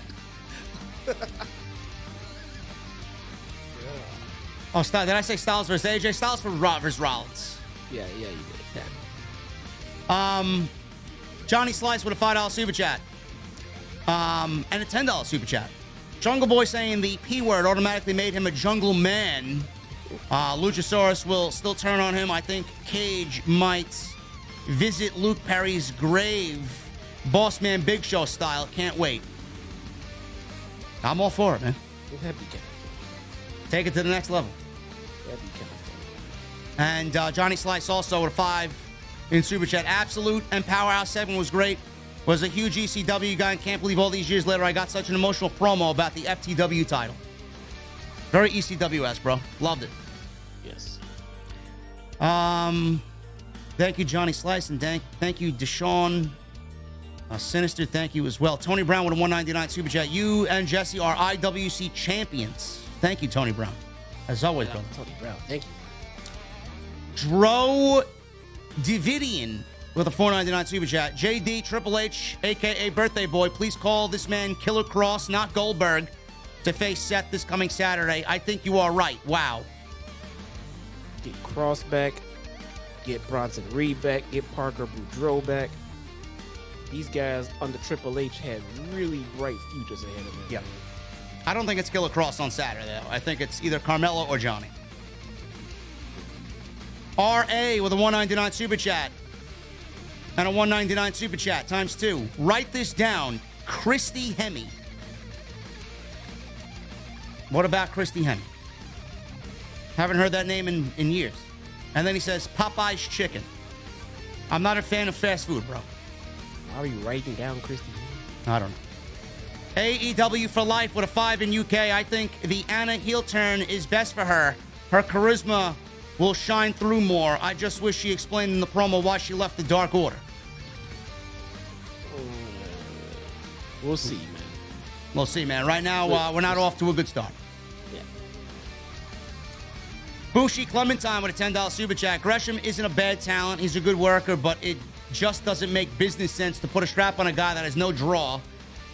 Maybe he thinks it's the whole indie versus big name debate. I said my piece, bro. I don't want to sit and talk about Jonathan Gresham anymore. I really don't. Israel with a 15-month membership. Hey, JD, what happened to the beer garden? Are you ditching it? Still think TK ain't booking Thunder Rosa right over all the women. I agree with Jesse. What happened to the beer garden, Israel? I paid for the original venue as well. I could use the original venue anytime I want. I didn't feel like using the beer garden tonight. Also, Thunder Rosa, yes. I hope for the best with the Women's Championship, as Jesse and I had talked about earlier. Yeah, it needs to be treated a little bit better, man. There's rumblings and talks of, Thunder Rosa should lose the title. If she loses that title with the run that she had, it would be a complete out-and-out failure. Yeah. Her run would not be a couple of good matches thrown in between with Tony and Deeb, but it would be an outright fucking failure. Yeah. Israel, thank you so much for the 15 months, brother. Nicholas Allen with a $4.99 Super Chat. Rosa entered AEW under similar circumstances to what Yamashita did tonight, built from social media. Also, no to Britt Baker in the title picture. Well, you know it's coming. It's coming. You know it's coming. Keeping Britt Baker out of the title picture is like keeping Charlotte out of the title picture. Yeah. Which is fine. But in this sense, though, with AEW, it's fine. Just make it more interesting. And I think if you turn Britt Baker full babyface and Thunder Rosa heel, you can give us the same feud, different dynamic with a fresh look. Yeah. I agree. Awful Grimbones with a $5 super chat. I got AEW tickets for my 14-year-old brother and I as a birthday gift for the July 31 show. For my July 31, but the show is August 3rd. We can't wait to see our first AEW show. Awesome. It's going to be a good show, man. First show, they usually put on a banger. Live. Christy Hemme just did an interview with Ring the Bell, and the interview will be released after SummerSlam. All right, what's the scoop? What did it say? What's the fucking scoop? Did she get molested by Vince McMahon? Was she paid off by Vince McMahon? I mean, I heard the name floating around amongst the controversy, but nothing confirmed, so I'm not going to drag her name out there until she confirms anything. Man. Chris Phoenix becomes a new member. Thank you, Chris Phoenix. What are you drinking tonight, brother? Israel. Hey, JD and Jesse. You still have to think we will get a Britt Baker and Thunder Rosa match for a third time. I think this is a Rock and Austin-like rivalry. No. I don't want to see it again. Oh, we're going to get it again. I know we're going to get it again. I don't want to see it again. Because I know how it's going to end. Well, again, we get heel Thunder Rosa. And, just make it interesting and different this time around. That's all I'm saying. Johnny Slice with a $5 super chat. Great surprise ending on Dynamite and great OTS fellas. Also love that Piper shirt. Got to find one on eBay. Stay rad. Johnny Slice. Yeah, normally I take these types of shirts off because there's yellow and it clashes with the green screen, but I didn't really care. It doesn't look too bad, so it is what it is. It's beat up, but I love it. Mike New York with a $2 super chat. Bring back Wardlow. Make TNT title great again. I'm sure we'll get Wardlow, bro. Wardlow cut a promo on last week's show. He's waiting open challenges, man. Yeah, he's good. We haven't seen him in a little bit. It's good. It's good. Robert Lameau with a $5 super chat. Once Swerve Strickland turned on Keith Lee, I would pair Private Party with him and former stable. No. Private Party's lame. Yeah, they haven't grown at all since joining AEW. They're the same Private Party from 3 years ago. How many teams have passed them by in the tag team division? If anything, I'd bring back fucking Hit Row. If that's the case. Matt Hardy apologized for them on BTE for holding down the career. I'm like, that's a shoot. There you go. Shoot. Yeah. And Butcher and Blade. That's a shoot. That's a complete shoot, man. Wild Stallion 77 with a $2 super chat. Then women's tag belts coming to an AEW TV near you. Well, I'm gonna have to dump you, Wild Stallion. I'm gonna have to get you out of here. Bro, man, if this guy has Mercedes and Trinity in his back pocket, man, just design some women's tag titles to look as closest to the ones you can that they had in WWE and just bring them in already holding the titles to defend. Yeah. Groundbreaking. I mean, I don't want them, but if you're going to do it, that's the way to do it. That would be fucking great, man. Vernon F becomes a new member. Vernon, what are you drinking, brother? Thank you so much for becoming a VIP. Magician Sapphire with a $5 super chat. Great Dynamite tonight. Love the main event. A 180 from last week's main event. Still not a fan of Eddie Kingston losing another big match. OTS forever, he says. Thank you, Magician. Yes, it was a much better show than last week. Much better. Flowed better. Still could slow down just a tad. Will Hobbs should have had a little bigger of a moment for that heel turn. Let it breathe a little bit, a little fixated on him. Maybe a little bit more longer of an attack. But other than that, very good. Captain Solo with a $5 super chat. He leaves me a YouTube emoji con that says critical hit. The little controller guy. Thank you, Captain Solo. Awful Grimbones with a $10 super chat. I would take my brother to Black and Gold NXT. He only knows the good stuff. Can't believe I'm turning 32 this Sunday. Been here since 2016. Love these reviews. Thank you, Awful Grimbones. We're happy to have you here, man. That's a long fucking time. 6 years. Yeah. VIP in the house. Awful Grimbones. Thank you, bro.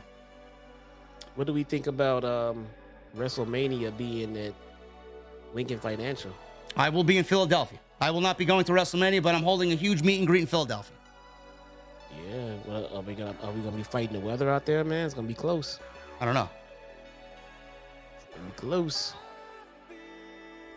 Hopefully global warming kicks in, and we got a nice 80-degree day on April 6th, April 7th. Yeah, I know, right? Danny Baker with a $20 super chat.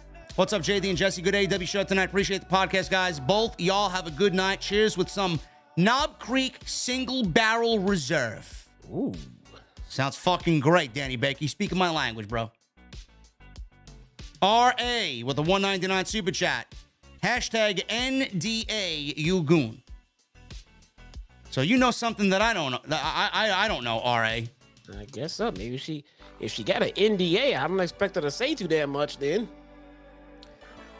Robert Lamoa with a $5 super chat. Do you guys think we will get a forbidden door between AEW and WWE? It should not be talked about right now, Robert Lamoa, but I said this on Sunday's podcast. If there is anybody in that company that is willing to work with AEW, it will be Paul Levesque. Yeah.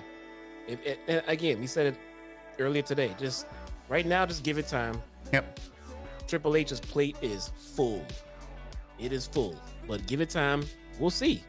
Maybe they can build some kind of, relationship. It'll start off somewhere. Maybe it'll grow. We don't know. But for right now, he can't fix NXT, Raw, SmackDown, and the whole roster in 1 week. Give him time. Chris Phoenix with a $10 super chat. Liquid Death, and what y'all think of Wardlow versus Powerhouse for the TNT title at AEW All Out? I'm for it. I think that may be too soon for that match, and I do expect that to happen soon when we get Hobbs established as a heel. But clearly, he's got to go through Ricky Starks first, or one or the other way around. And Liquid Death, man, it's my drink of choice every night on the streams. Good man. And then we got Captain Solo with the final super chat of the evening. Thank you guys very much for supporting the show. Who has the better booty meat, Bailey or Sky Blue? Bailey. I'm going to take Sky Blue just because everybody's going to say Bailey. There's a reason why everybody's going to say Bailey. Yes. Because it's Bailey. Yes. So there you go, Captain Solo. Appreciate you, bro. And I appreciate all you guys as well for all of the love here tonight. Hey, let me tell you real quick why it's Bailey. Because we're talking about Bailey's booty meat, and she don't even wear shorts. Now, she don't even wear shorts. I've never seen her wear shorts. Sky Blue wears them all the time. And she's in the same discussion with Bailey. Bailey. There you go. Jesse has spoken. The booty meat is going to Bailey. Yeah, we'll ask Tony Brown. We'll have him weigh in on it. Yeah. Anyway, guys, I appreciate y'all for hanging out tonight. Thank you guys very, very, very much for all of your supports on the podcast. We love each and every one of you. And we're about to get out of here. I will see you guys again on... Probably see you tomorrow for some extra. And then I'll see you live on Friday. It's going to be a big SmackDown, guys. Paul Levesque is... in charge, so who knows what he's going to bring to the table on Friday. We could see something new. We couldn't believe this happened. Monday was not really that vastly different from what we usually get.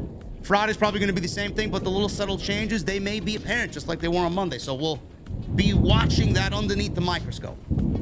So join me live Friday on SmackDown. We'll do the live stream from the venue. Also, make sure you guys follow me on social media at JDfromNY206. That's Twitter, Instagram, TikTok, and Cameo. Make sure you guys hit that subscribe button down below. Turn on the bell for all notifications. Hit that join button. Hit that thumbs up. We got over 1,000 tonight, 1,000 likes. So thank you guys very much for all your support there. And go check out all the other videos that you might have missed on the channel. Tons of content and some of the biggest podcasts that this channel has produced in the last week or so, man, with Vince McMahon retiring and Triple H taking over as head of talent relations and head creative in WWE. Guys, I need two things from me. I need those guitar emojis, I need those Mustang emojis in the chat, and I need that music on max. I'll see you guys tomorrow for some extra and live Friday from the Beer Garden right here on OTS. Thank you guys so very much for everything. I'll see you live Friday for SmackDown.